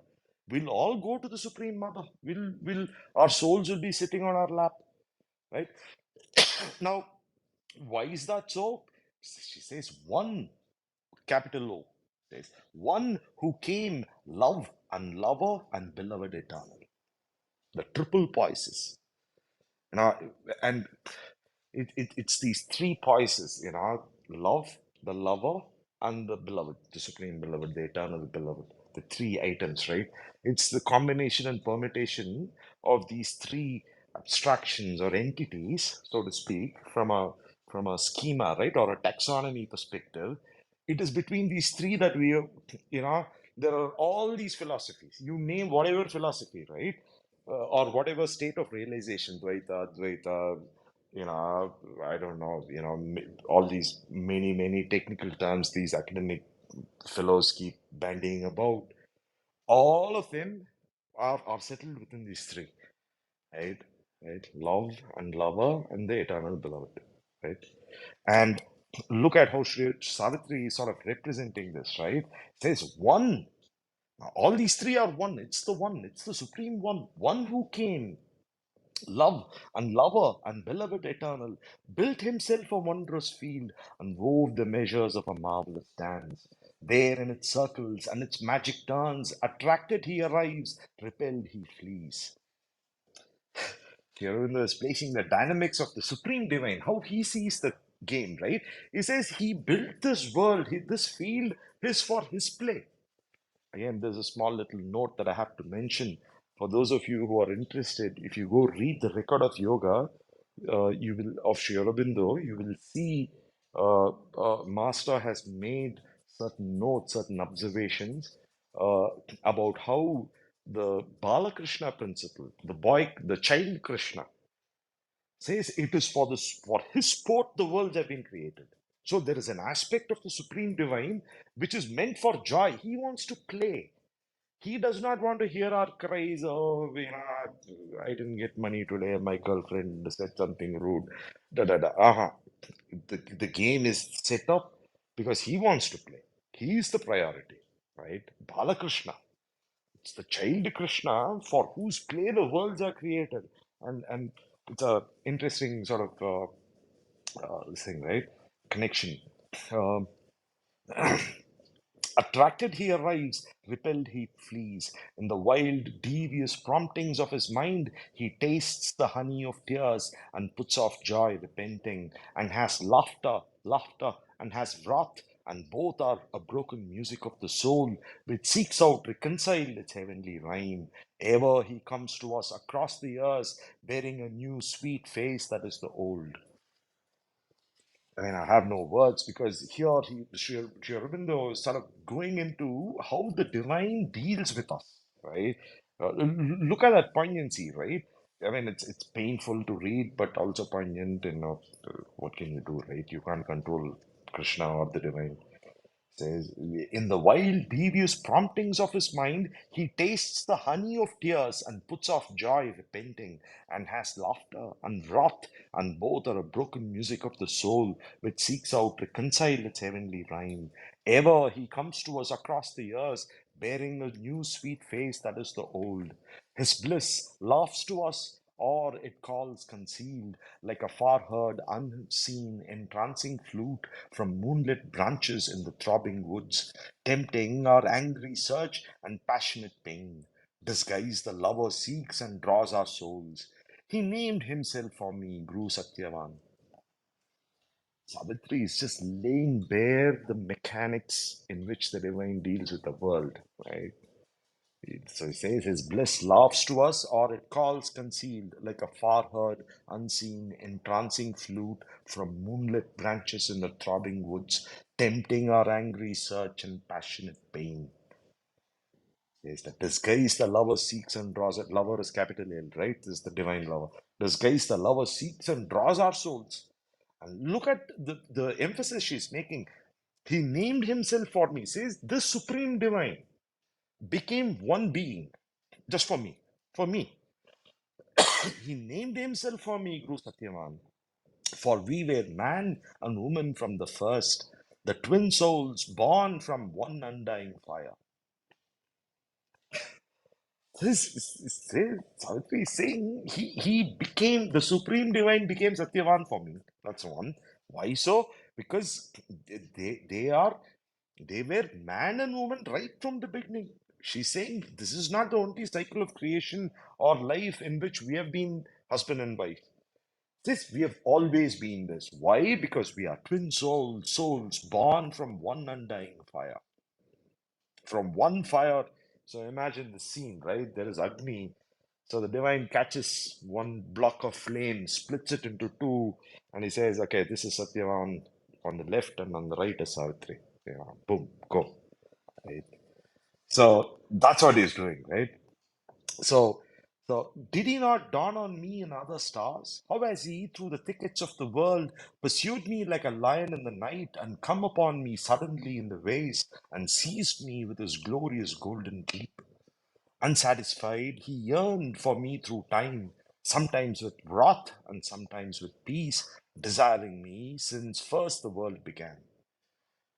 She's Savitri is laying bare the duration, the longevity, or the eternal nature of their love, and and she's sort of mapping out this process. Again, I mean, for us humans to read this notion, this nature of love is a very heartbreaking affair because we don't even get to a trillionth diluted, variant of this, right? It's, sometimes the divine is a very jealous creature. He keeps all the best things for himself, I think, so that's what is happening here. And seized me with his glorious golden leap, and satisfied he yearned for me through time, sometimes with wrath and sometimes with sweet peace, desiring me since first the world began.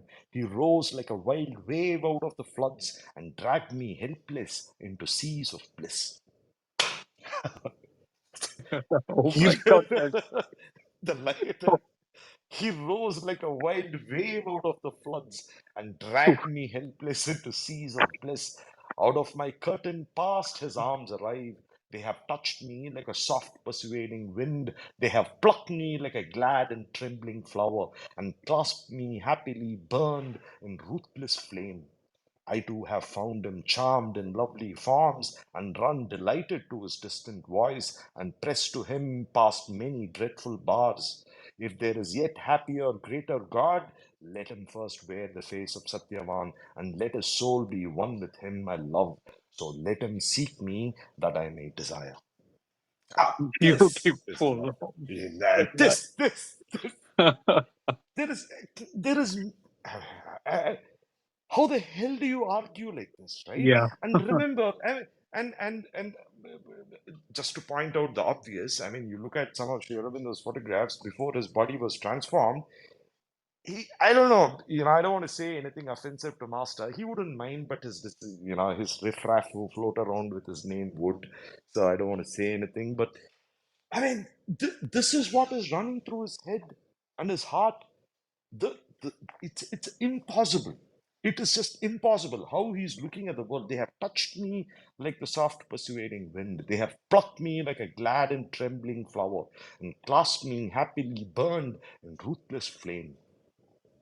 Right? So let him seek me that I may desire. For only one heart beats within my breast, and one God sits there throned. Savitri is saying, there's only one heart here. And within this one heart, there's only one God. And you know who it is. It's Satyavan, right? Advance, O death, beyond the phantom beauty of this world. For of its citizens, I am not one. I cherish God the fire, not God the dream. Now, for those who say the world is Maya, run away, go away, far away, escape this illusion, it's a direct denial of that. Direct denial. It says, I cherish God the fire. It says, give it to me in my body. This is the guy I love. You have to give him back to me. You know, that is right. And she's saying, advance out it beyond the phantom beauty of this world. For of its citizens, I'm not one. I cherish God the fire, not God the dream. So with that, I think I'll just bring this to a stop because again, this argument it goes on. Uh, it goes on. I think for few many at least 5 or 6 more cantos. I definitely want to cover the transition of that argument and where sort of death grants it. You know, I want you guys to see it. I mean, at least savor it because the way the boon is granted, because there are some, inner uh, alchemy sort of, transitions that happen within Savitri, right? She sees her higher form, she becomes her higher form, and she sort of, like I said, as the argument is proceeding, death is sort of staying constant, right? Because it's a title principle. Death is staying constant, but Savitri is growing in stature, as in her inner being is ascending more and more. So you see her arguments. It began on a very normal note, but you will see it becoming more technical and more not just philosophy for philosophy's sake, right? She's countering philosophy with an argument which is very specific. And it's not, sometimes it is reason based, sometimes it exceeds reason. It's a supra reason, you know. It's a reason that exceeds the mind. So the logic that she's using is very different. So if you remember, the way she says, the way she's asserting, I see, I act, I love, I will. It's like a hammer stroke, right? There's no argument here. Because why? Because it's the nature of the divine. She says, my thought is a God. This will is a God. Yeah. So, with that, I think I'll bring this to a close. So, thanks for listening, guys. Whew. Thank you, Mahesh. I don't know. I bow to thee for To our well, master. you are the representative. So I bow to thee. The flow, the ogha they say, and just beautiful, just astoundingly beautiful. Master, And master. boy, the brutality of this conversation. There's absolutely no politeness, nothing. It's just to the Yeah, point. it's hard, right? To It bear. is. Oh And, God. and he does this, master does this, Sri Aurobindo does this, it goes on page. And that's Yeah. why sometimes, it becomes disheartening also. Hmm. Uh, it gets disheartening if you don't carefully sort of anchor yourself or position yourself. If you're on the side of Savitri, you're sort of saved, so to speak. But if you align to Death's argument and say that okay, the guy is talking sense, you're doomed. Because from that pathway there is no return. There's no escape Mm. route. There's no coming back. So and of course, like I said, Sri Aurobindo is sort of thinking through this thing entirely. Mm. So yeah, Beautiful. Um, at this point, I invite anybody who wants to join the speakers panel, and if you want to reflect on today's reading, or if you have any questions, etc. Um, Chataveda ji, good evening. Good evening, Hemant. Mahesh ji, Good wonderful. I evening, sir. just joined 20 minutes back. Ah, we Savitri, missed. Thank you, sir. beautiful. I will listen to the replays or the YouTube link after uploading. Thank you. Thank you, Thank you sir. very Thank you. much. Thank you. Mahesh, there's one point where you said when the triumvirate of love, lover, and the beloved. Yeah, You said all philosophies kind yeah, of deal with just the three. yeah. This is so Shankara. He says in his Nirvana Shatkam, Mm, "Aham bhojanam naiva bhojyam na bhokta." I'm none of these. yeah, But you are saying Advaita, Advaita. All those things are playing within those three dimensions, if you will. yeah, yeah, Did yeah. I hear you So right, or no, no, can you you got explain it? you got it right. Now here's what's happening, right? Now what Shankara was doing in Nirvana Shatakam is to sort of how do I put it? Is to uproot the common understanding or the common realization, right, of the condition of life. What he was doing in most of his Advaita, the way he was positioning it, everything, right, is that he was positing our primary identity, the identity of the individual human being in that absolute, right? That's what he was doing, right? But he did it with such a trenchant brutality. Yeah, he's just denying everything. Again, there's another one of those neti sort of arguments, right? He's just cutting, chopping everything so that nothing remains but the absolute on top. Now, that was not an assertion of a one and permanent experience, because there is the experience of thought as the divine also. Annam Brahma, food is Brahman. There was another the Upanishad, the Krishi is also looking at, he's saying it's because of food that the worlds are sustained. He says life principle, prana is also Brahman. So when we say all is the divine, all of this is also the divine. But what Shankara was doing for his condition at that time, right? Because the country was predominantly Buddhist, where there is this nirvana, which is like this emptiness, void. Then what's the purpose? There was a sense of fatality sort of setting in. So our man is performing a very specific job. So he's not disputing. He says, my essential identity, my truest identity, best principle of me is that supreme divine. And I'm none of these things. That's what he's doing. But that is not the only status. That's not the only soul poise that is available. Right? There is the divine at all layers of existence. And that's how we have to take it, him. Thanks, Mahesh. Shiva, thank you for joining, Shiva. Hi, Do you, Angie. Hi, Mahesh. do you want Hi. to reflect on Hey today's Shiva. reading? Yeah. Yeah. So, what do you think the last line which you just read, Maheshji, that God the fire and not God the truth? According to you, what is that? God the fire and why not God the truth? What do you think No, about this? no, but Shiva, no, Shiva, not like that. It says, my God is God the fire, not God the dream, not the illusion. Fire, That's what The Savitri was tree. saying. right. Yeah. Okay. So, second thing I wanted to ask that, okay, so fire's relevance and Mm, connection with Savitri, mm, and also that line where everybody exhilarated, right? Where you're pulled into the ocean of bliss, right? yeah, yeah, Uh, so can we say it like this that Agni, Savitri, the core of Surya or Savitri is Agni, right? yeah, That yeah, is the core of which everything is, right? yeah, So yeah, Sri throughout the yoga is trying to make that fire, that highest Savitri, through its fire descend into the very body and the cell, right? yeah, yeah.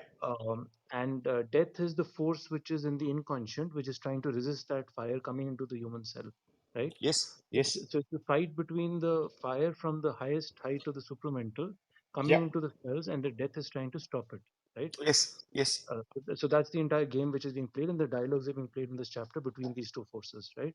yes, boss, Now, yes. so in the ocean of bliss, so do you think that in the chapters further, There is one is obviously soul's bliss, the mind's bliss, the bliss above the head, the bliss around you, within you. Do you think even the cells go into the ocean of bliss, the very body cells? Do you think even that happens, that the body also surrenders at a very cellular mitochondrial level into the ocean of bliss? Does that happen in But, but, spirituality? I'm not grown enough to, or the Aukat and pay grade level is not there to speak about that, Shiva. But I can refer to agenda where mother states that experience where the cells start chanting Om Namo Bhagavate. The body has learned to aspire.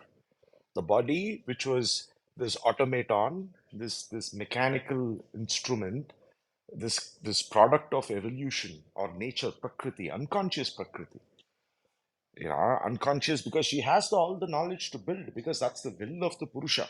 Ishvara has said build, so she's building, but she has no aim. Whatever, he has put her on one track and she's just going there, blasting in 100 seeds and 100 flowers and 100 animals and man and whatnot, right? She's doing all of that, right? But she's unconscious. So mother in the agenda speaks of the aspiration, the conscious aspiration that that the psychic typically does. Once it's awakened properly, the psychic aspires constantly. That's why if you look at most of Sri Aurobindo's record of yoga, you will see our man is not pausing even in dreams. Even in sleep, his aspiration is going on. The work is just going on.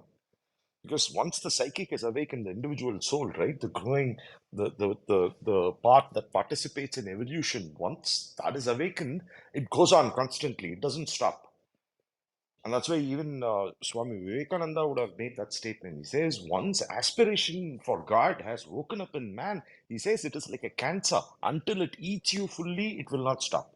Whether in this lifetime or another 100 lifetimes, it doesn't matter. Once it's woken up, it's not going to stop. Now, that is in the subtle body. But the physical body, the problem of death at the very physical level and cellular level, as you say, mother has had that experience where she says the cells began chanting Om Namo Bhagavate. And they, so as a consequence, just like the way for a normal human being, before he attains to that condition of Ananda, he has to grow in stature, right? So I'm sure at the physical level, there is some amount of growth that has to happen, whether, it's in the same form or it's in another form is something that is yet to be worked out. And when I say it to be worked out, I'm not as pretending as if I know what all is happening in the supramental world, but there are accounts of the subtle physical, uh, uh, a state of consciousness that Sri Aurobindo speaks of. Sri Aurobindo and the mother speak of very extensively.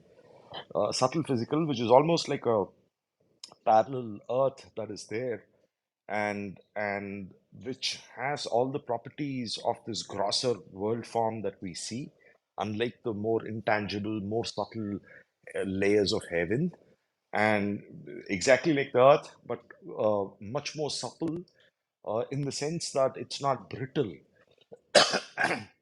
And if you remember, Shiva, you and I think it was Jataveda ji who was making this point about Agastya, right? Both of you were asking about Agastya and Lopamudra, right? Where they were complaining that the body is not able to receive. The body is very brittle. The clay is not what do you say, ready, right, to receive that higher light. Now, that quest, since the Vedic times, it took this much time for it to be attacked, so to speak, where the cells are beginning to chant in the mother's body, not in our body, for example. I mean, we have to be clear about it. But if it's done in one body, it's possible for all bodies. That was the principle based on which, Sri Aurobindo, did all the transformations, experiments, whatever has to be done on, he did it on his physical. And those experiments continued in the mother's body, right? So, the short answer, based on evidence that they have left behind, yes, the cells do seem to have picked up the habit of aspiration. Uh, it's just that, rather than just being in the mother's body or maybe, in another body like Satprem's, uh, it has to extend in as many bodies as possible, yours, mine, him, and whoever, right? And it becomes a little more easier to bring that transformation or change in, right? So yeah, that, And also, Sri Aurobindo, I think so across Savitri, he puts this idea that the stillness and the fire in the cells. So he also speaks about the cells going on to fire with stillness. Do you think, for example, in meditations, right? Certain people in Shiva's meditations, they hmm use things like dhatura and psychedelics, to get into meditational trances. hmm Do you think biochemistry will ever come to such a point where the body can fall silent, right? Using a psychedelic, maybe or a chemical, right? Scientifically speaking, and then it becomes more open to surrender, right? So I, basically, like psychedelics have been so far been only spoken at a mind vital level, but not at a yeah, cellular level. So it's yeah, possible, probably even science comes to such an idea. So today, when you talk about sciences of anti-aging, they use this term called serotonin genes, mm, which are mm, actually silent information regulators, mm, right? mm, mm, So it's the strange thing which I found between Sherbindo Savitri and this modern discovery. So serotonin genes has been a recent discovery. So they're using actually words like silent information regulators. So they're trying to find molecules mm, actually to silence the genes yeah. so that you can switch off and switch on genes at that cellular level. So I think the science is attempting in its own way to do the same stuff which Sherbindo is attempting spiritually, basically through consciousness. Yeah, yeah, and I sort of agree with that, but there is a disadvantage of science, right? The scientific mind almost always uses the physical as the barometer by which it judges phenomena that are physical, which is yeah fine. Like as in, let's say you want to measure a pulse, you go catch the wrist of the person and you sort of measure the pulse, which is okay, right? Because it's a physical phenomena and it has to be felt physically. But science fails the moment you get to the vital level. And until it's even vital physical, it's fine, right? Vital physical. For example, when the body has sort of seized and it's about to die, you go do that CPR routine, right? You are flexing the physical and through it to sort of make the vital principle, the prana, move up and down, and then sort of to get it back, to get the prana back again, right?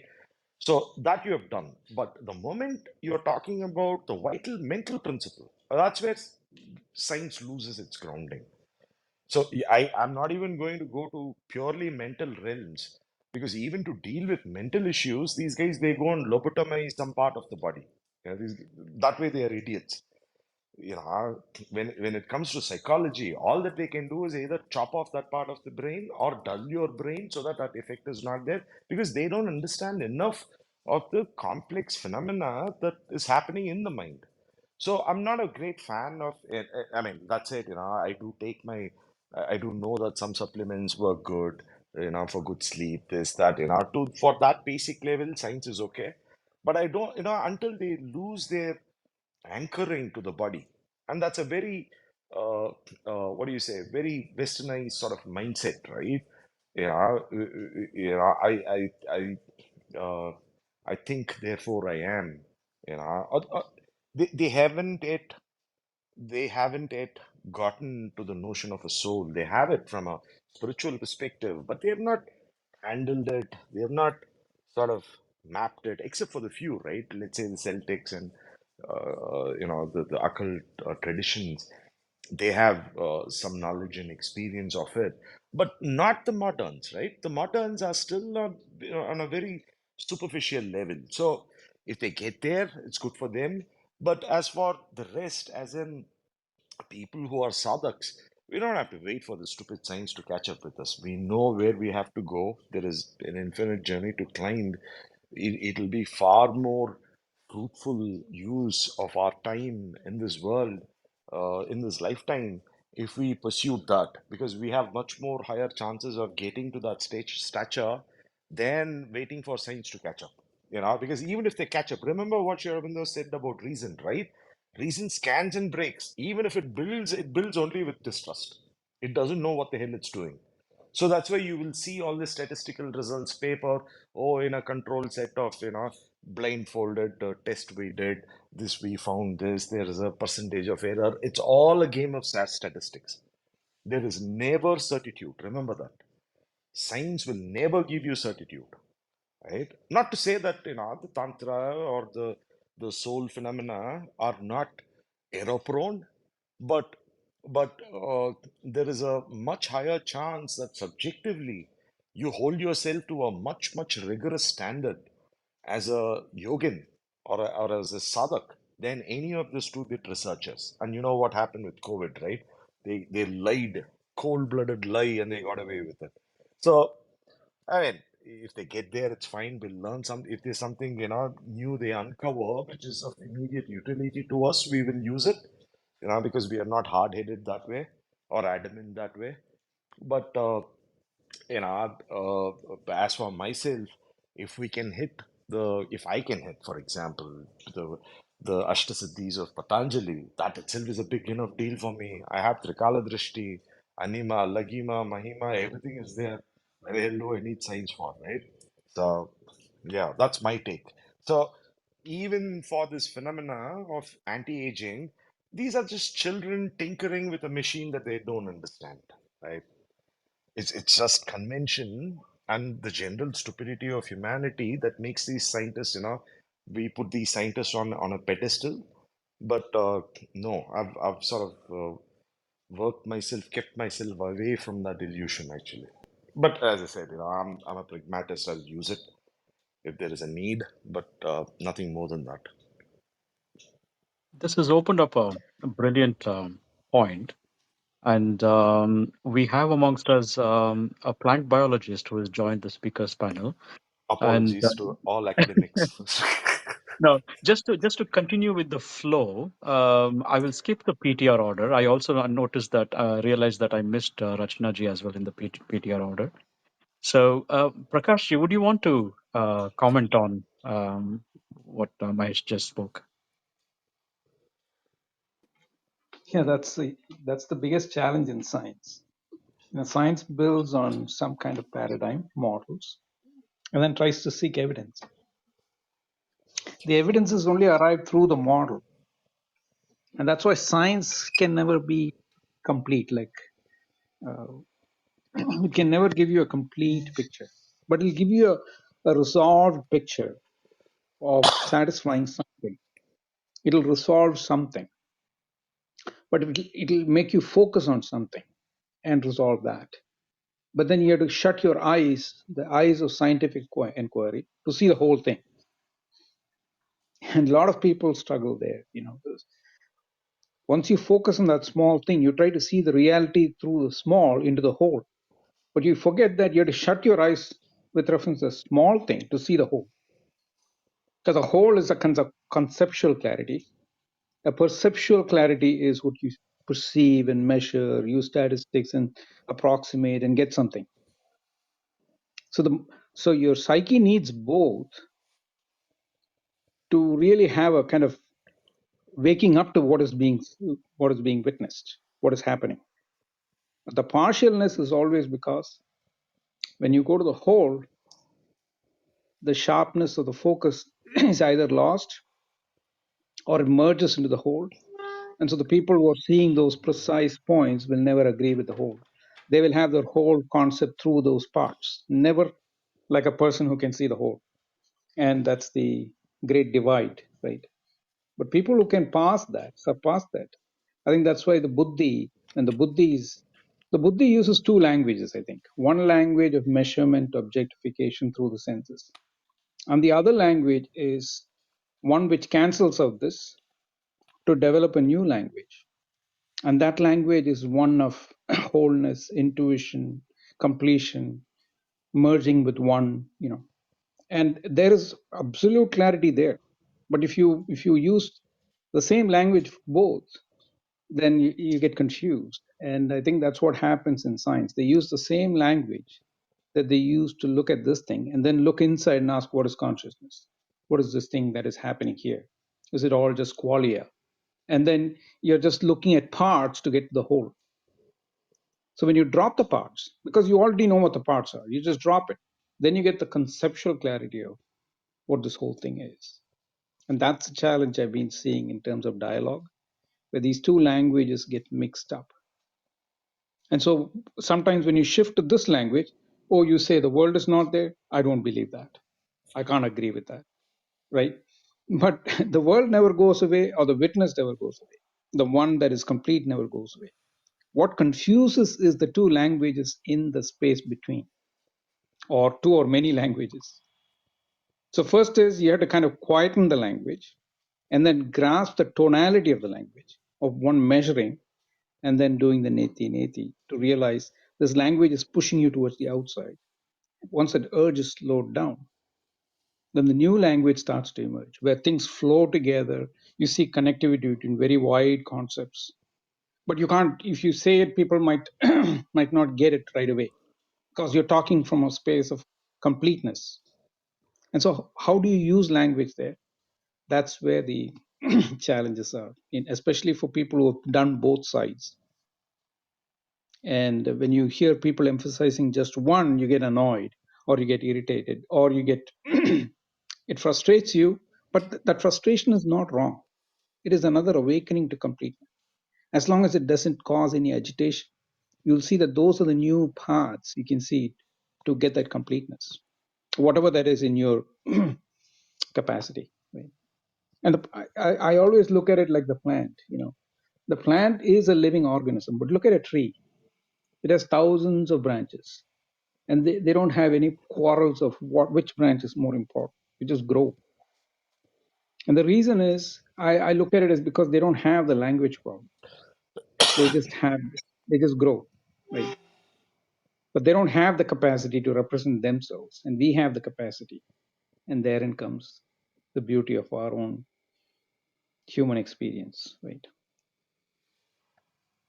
So in many ways, that's why when you walk amongst nature or in wild nature, you'll immediately feel a sense of completion there.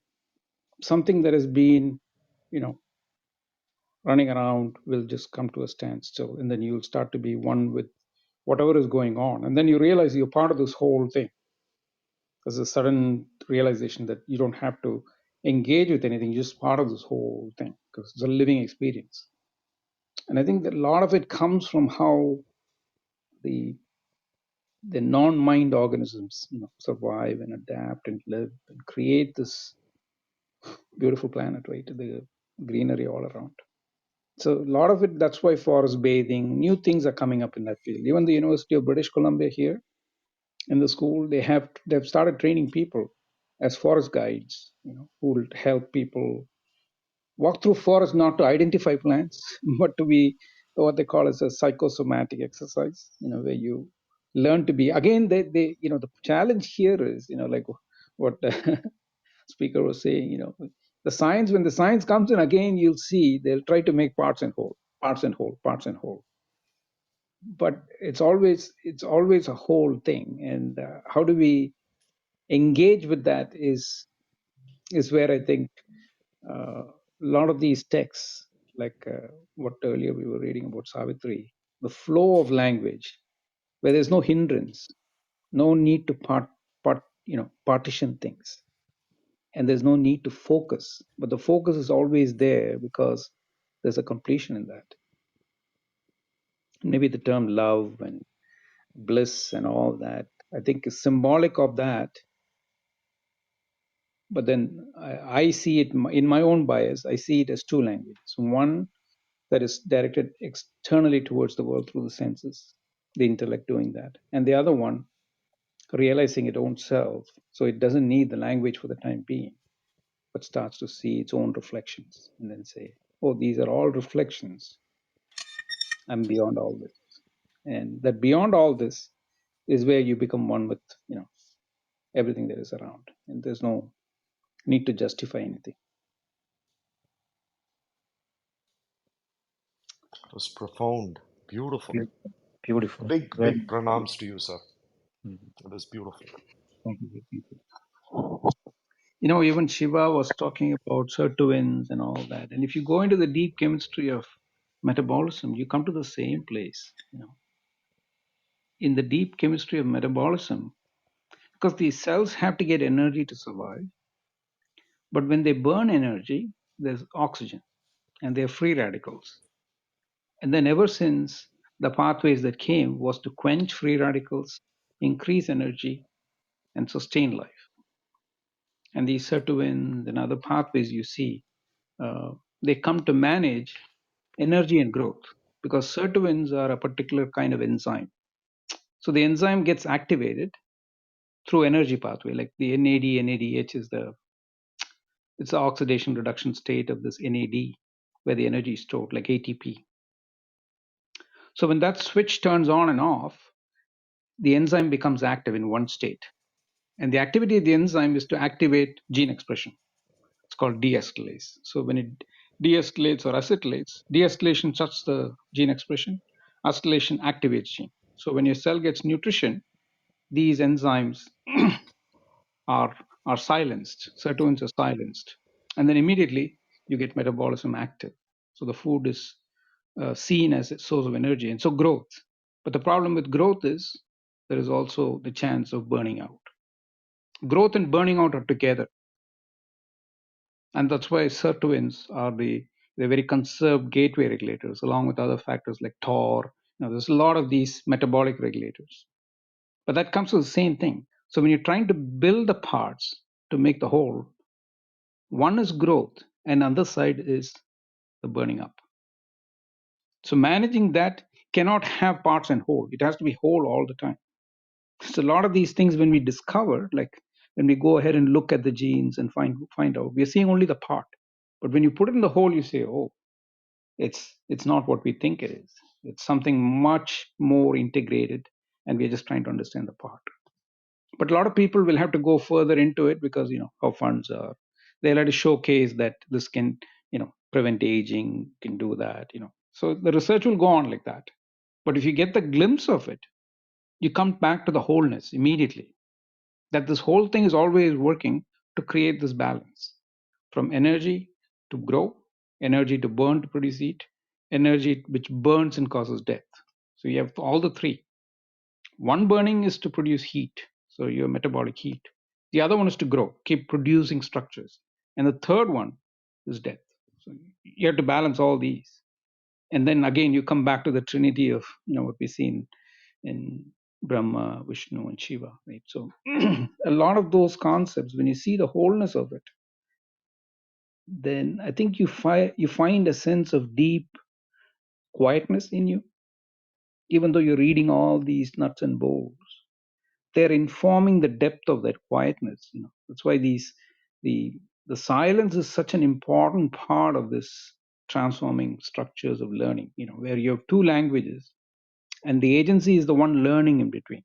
So the L in between two L's of learning is uh, two languages is this L of learning, the skill of just watching and learning. So you see where these two languages come to create worldviews, and when it stops, you see the whole. And then there's nothing to describe except things like being one with there's no two things, and then the kind of flow states, and you don't try to qualify it in any way. Maybe you just smile. That's it. There's nothing much you can say when you get there. Beautiful. Beautiful. Beautifully articulated. A virtual bow to you, Mr. Prakash.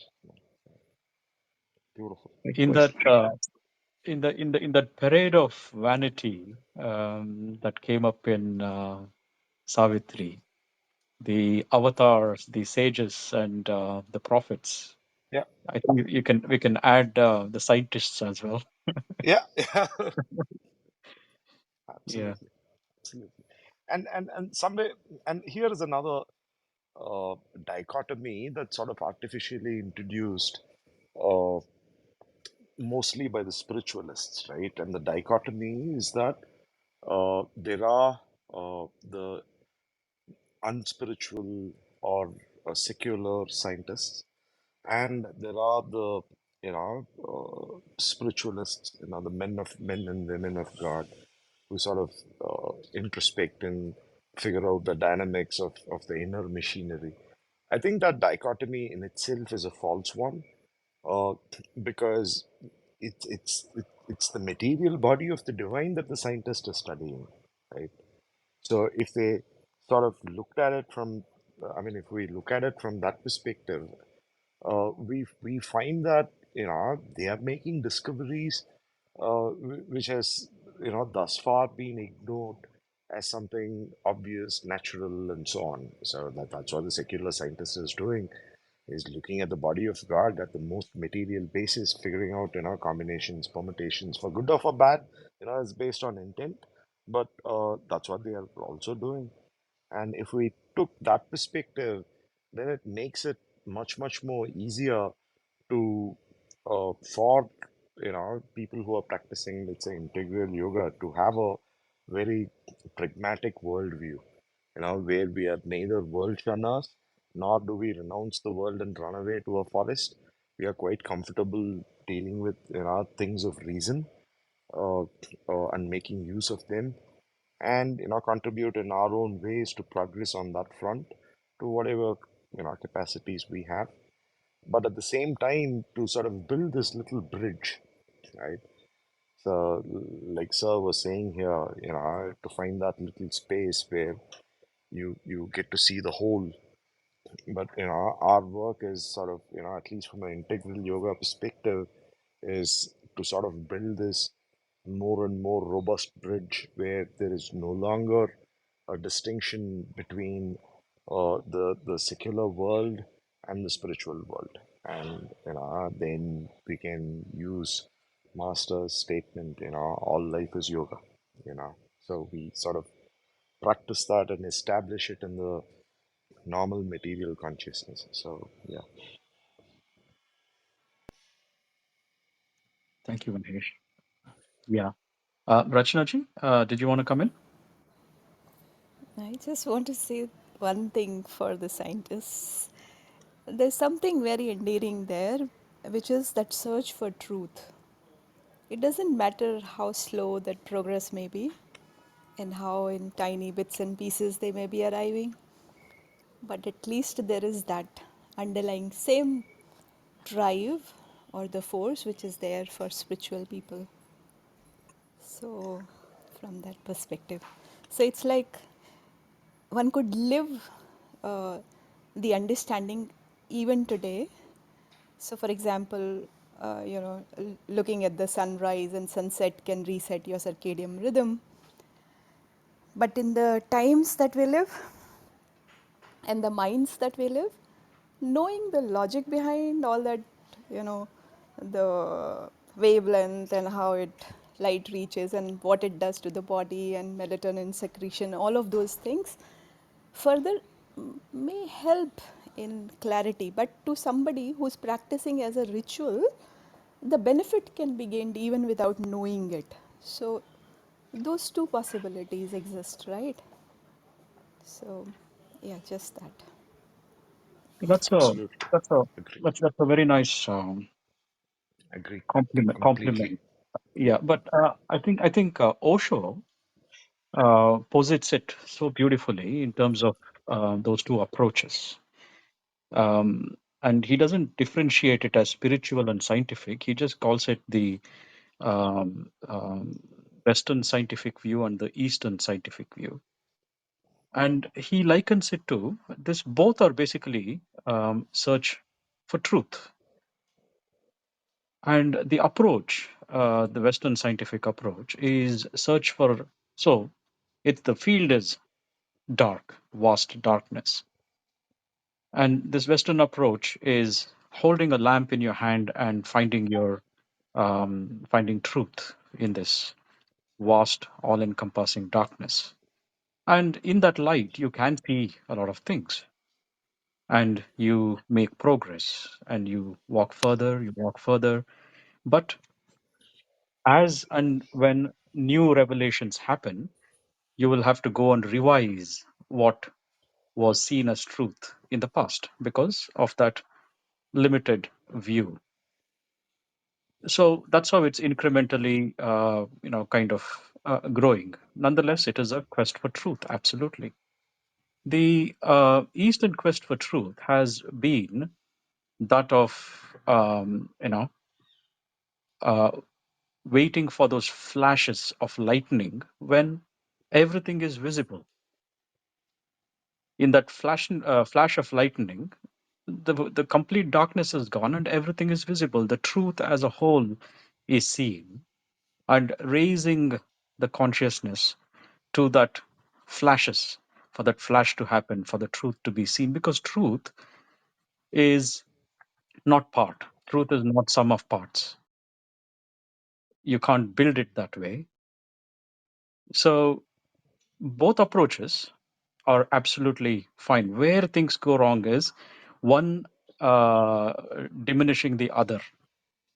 And it is usually in today's world, it's a scientific world. It's the world of the mind, Western scientific world, and everything else is demeaned. And that is where science loses its credibility from my point of view. As in, if if the whole is being discarded and this approach of incremental seeing what's in the immediate visibility, and that visibility is shaped by the knowledge of the past, that you know that is where things go wrong. But otherwise, both are very elegant approaches to knowing the truth. Yeah, yeah. And I would also like to add one related point here to what Rachnaji just said. It's not just in the scientific perspective that there is this iterative process where you know greater and greater degrees of truth are being uncovered at the material realm. But there is this phenomenon that happens at the spiritual level also. For example, if you look at but take the Ramayana for instance, which is I don't want to get into the chronology debate, but in the Ramayana there are very few characters who have bhakti as understood in the traditional sense. The heart center being open. Now it looks like in the Ramayana period there was only one person who felt that phenomena, and that person was Hanuman, Anjaneya.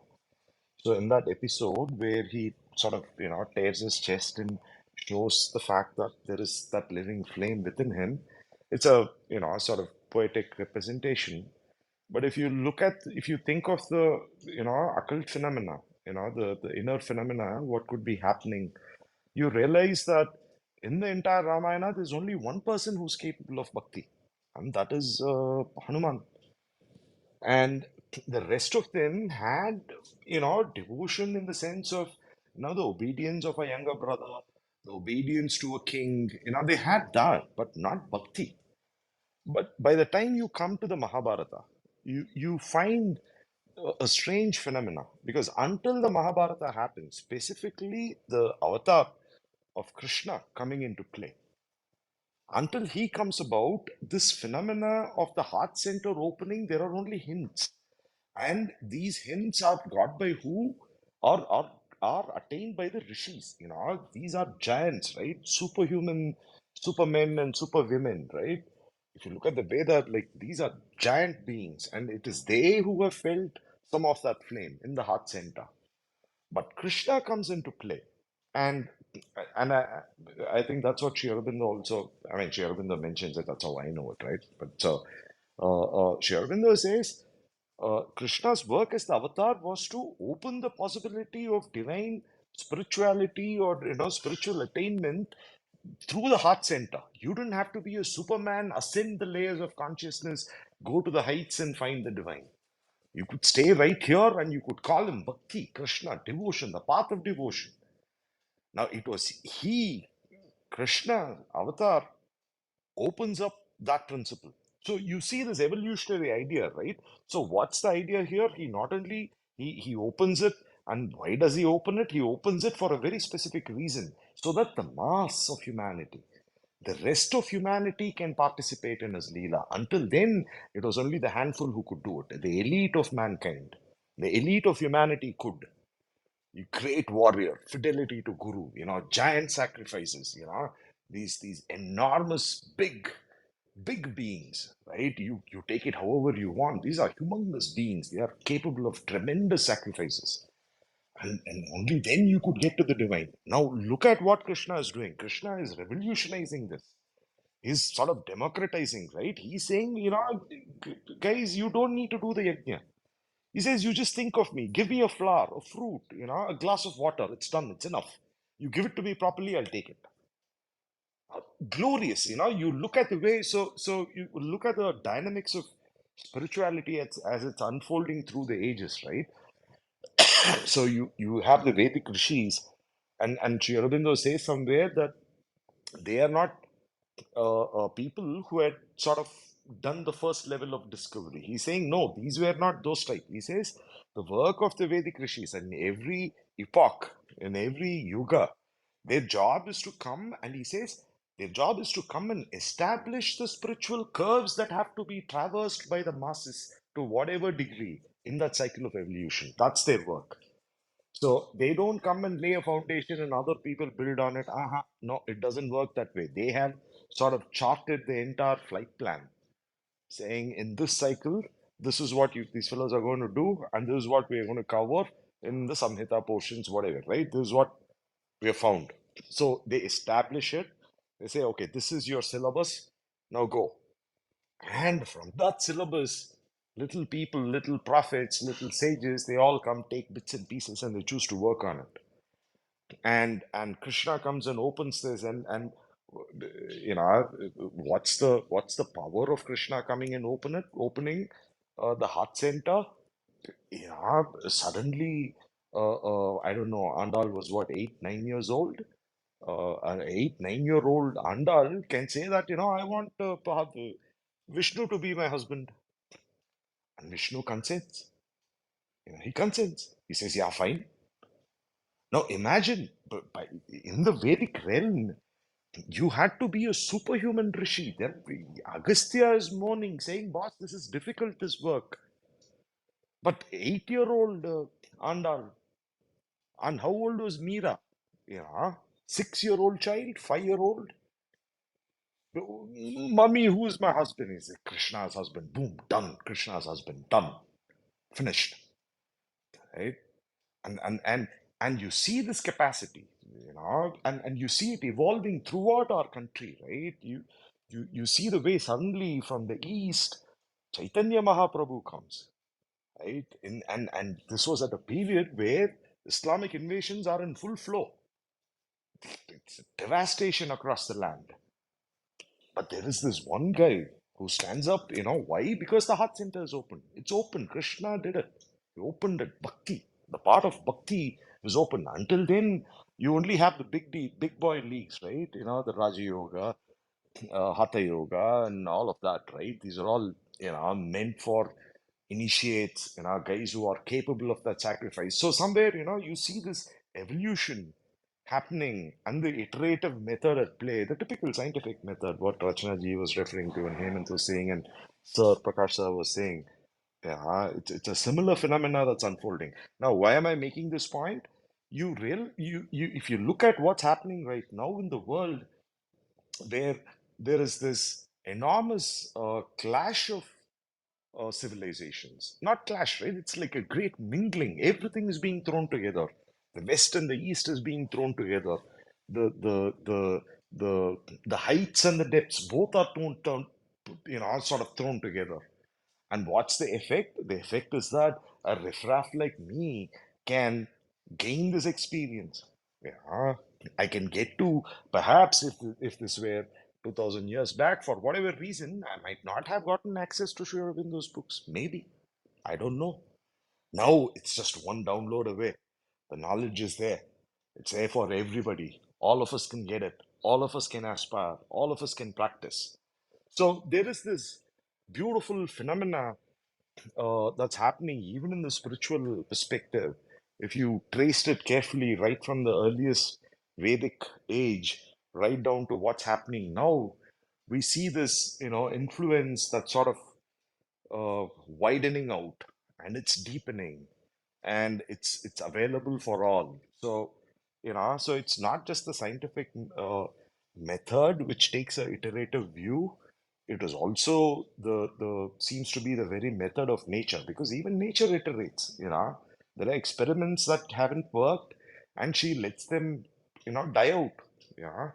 And it's the same thing. It's just that the Indian mind tends to, or rather, the Hindu mind tends to attach veneration to something in the past. So, sometimes even irrational. It helped us before because we could protect this knowledge, this spiritual knowledge from the waves of invasions and secularism and all the brainwashing that happens routinely. We could save some of this knowledge because we irrationally held it together, right? But at the same time, you realize that we are not like the people of old, where you had to perform three sacrifices a day, light three fires a day at the Sandhya times. We are not that, but our tapasya, our will, has taken a different form. It's sort of evolved. And now it's again a period of great destruction, Kali Yuga, because the old forms are being broken, and they are vanishing. But at the same time, look at the session that we have right now, right? If you think about it honestly, there is no one guru, right? Each one of us who's sort of standing up to speak is playing the role of the guru, right? So, if you think of a little hermitage sort of setup, everyone is allowed to sit on the pedestal. And whoever is listening, we are sitting down, and it's the Upanishad, it's the instruction at close quarters that's happening now, though we are separated by thousands of miles. It's the same script that's being played out, but enabled by technology, where a much bigger mass of people can come in various capacities. Because imagine, where would you find a scientist, a botanist, a software guy, all of this coming together on a single quest? So it is happening in the spiritual world too. So Beautiful perspective you laid there, Mahesh. Thank you so much for that. Mahesh, there is another Mahesh on the and oh, yes, question. boss. You posed a question. I think you are best placed to answer that. Please try to put Aurobindo's essential teaching into practice or meditation. Yeah. So Mahesh, so Sri Aurobindo and the mother always recommend three sort of basic principles: aspiration, rejection, surrender. These are the three simple principles which they recommend, that a sadhak follows. So, as to what form, whether you need to meditate, do some puja, ritual, etc., that is a very flexible affair. When I say flexible, it's not that there are no rules, but rather what is needed will be determined by the swabhava that you have at that point in time. So you will find that in the integral yoga, as you practice and you build up some of your intuition over a period of time, you will realize that you pass through many phases. There is a phase, for example, where you need this training to discipline the body and the mind. So you take up some sort of spiritual discipline. So let us say chanting a mantra for 1001 times, 101 times, uh, 101 times, and you test your sort of mental endurance and physical endurance by sitting, let's say, for hours together, right? That's one phase. There's another phase where you realize the mind has to be conditioned, rather than the mind diverting in 20 different places. You want to gain that one pointed concentration. So you do either nitya smarana, nama smarana constantly throughout the day as you're going about your other activities. And so there is no hard and fast rule about what discipline you have to do. The discipline is determined by your inner being and your condition of growth. So, otherwise, as long as you stick to this aspiration, rejection, and surrender, it makes the process much, much more easier. And that's how the practice begins. I mean, that's how I too began. Uh, I began Shivabendu's yoga not out of any great spiritual, aspiration in the sense that I have it right now. Back in those days, it's more like a, you're I was a much younger person at that time. It was more the wonder, awe, and curiosity, saying, if there is this divine, this infinite being, I got to see him. I want to know. I want to know who he is. Be caught by that sort of a flame, a living flame, as if you got an anonymous letter from a girl and you want to go find her. That's what it is. This is the divine beloved who has sent you a message, and now figure out, go pursue. Hunt him down. Do your spiritual practice. It, there is no hard and fast rule about having to do this. Keep upavas on Monday, Friday. None of that is needed. So ensure, but there are certain milestones which you can take as being decisive, where your practice, that your practice has borne fruit, so to speak, right?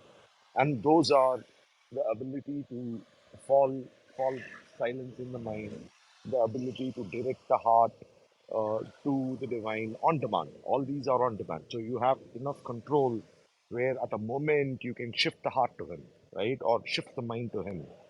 And what you do with it is different. For example, I write poetry. uh, you could be doing something else, where you show that inner contact, you express that inner contact in some fashion. So do these practices, and you will get to these milestones where the heart center wakes up, or any one of the centers, right? They'll sort of wake up. You will know. You don't have to go to any guru or anything. You know it when it happens, because it's so spectacular. Even when it comes in its mild intensities, it is so spectacular, you will know them.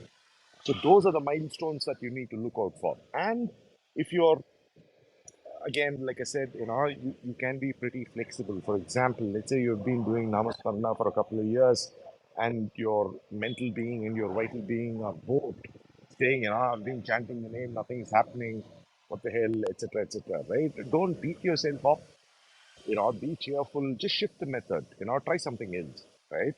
And you will find that as you do this over the years, you will find that your being has the ability to pick up what needs to be done, uh, and it you will find that that approach changes on a, even in a single day, as the process gets accelerated, right? You will find that on a single day you will find yourself running through 4 or 5 different methods, and you won't blink, and you will know that that's the right thing to do at that time. So yeah, yeah. And of course, there are plenty of letters of the master of Sri Aurobindo. So his letters on yoga are priceless. So you will see disciples raising questions in terms of, what to do at a particular stage and so on. So you could use those for guidance. But the way to begin is very simple: aspiration, rejection, surrender. You know, call the divine, as if he were your beloved, master, guru, however you want, whichever relationship appeals to you, right? And even here, there's great flexibility, because you don't need to have one single form. If you prefer one particular form, begin there. If you want to shift the forms, shift it. What needs to be constant is the aspiration. As long as that is there, you're good to go. That's how you begin. All right. I think we can draw this room to close. It's been brilliant. Oh God, that reading part was full of goosebumps. Um, I have to listen to it again and savor it again. And we'll come back next Sunday. Maheshji, you're game for next Yes, Sunday? Hemant. Yeah, we are good. We're good for next Sunday. There's much to cover, so Yes. uh, I was thinking at some point that it's a loss to, because you kept repeating that you don't like academia. It's a loss to academia that you are a technology professional. You should be in a university teaching poetry. Seriously, I mean it. I mean it. They'll kill me, boss. They'll kill me. I'll get ostracized in like two talks or something, you know. the, Um, the, uh, the academia must change. That is a different matter, because the academia in India, well, world over today. Yeah, I know what you're hinting at, but exactly. nonetheless, it's the whole series has been beautiful, and yeah, I'm looking forward to the next how Yama grants the boon. Yeah. Eagerly looking forward to that. So we will reconvene on Sunday next week. Yeah. Thank you all. Thank you all for participating, churning out beautiful discussion, and yeah, much love to all of you. Thank you so much.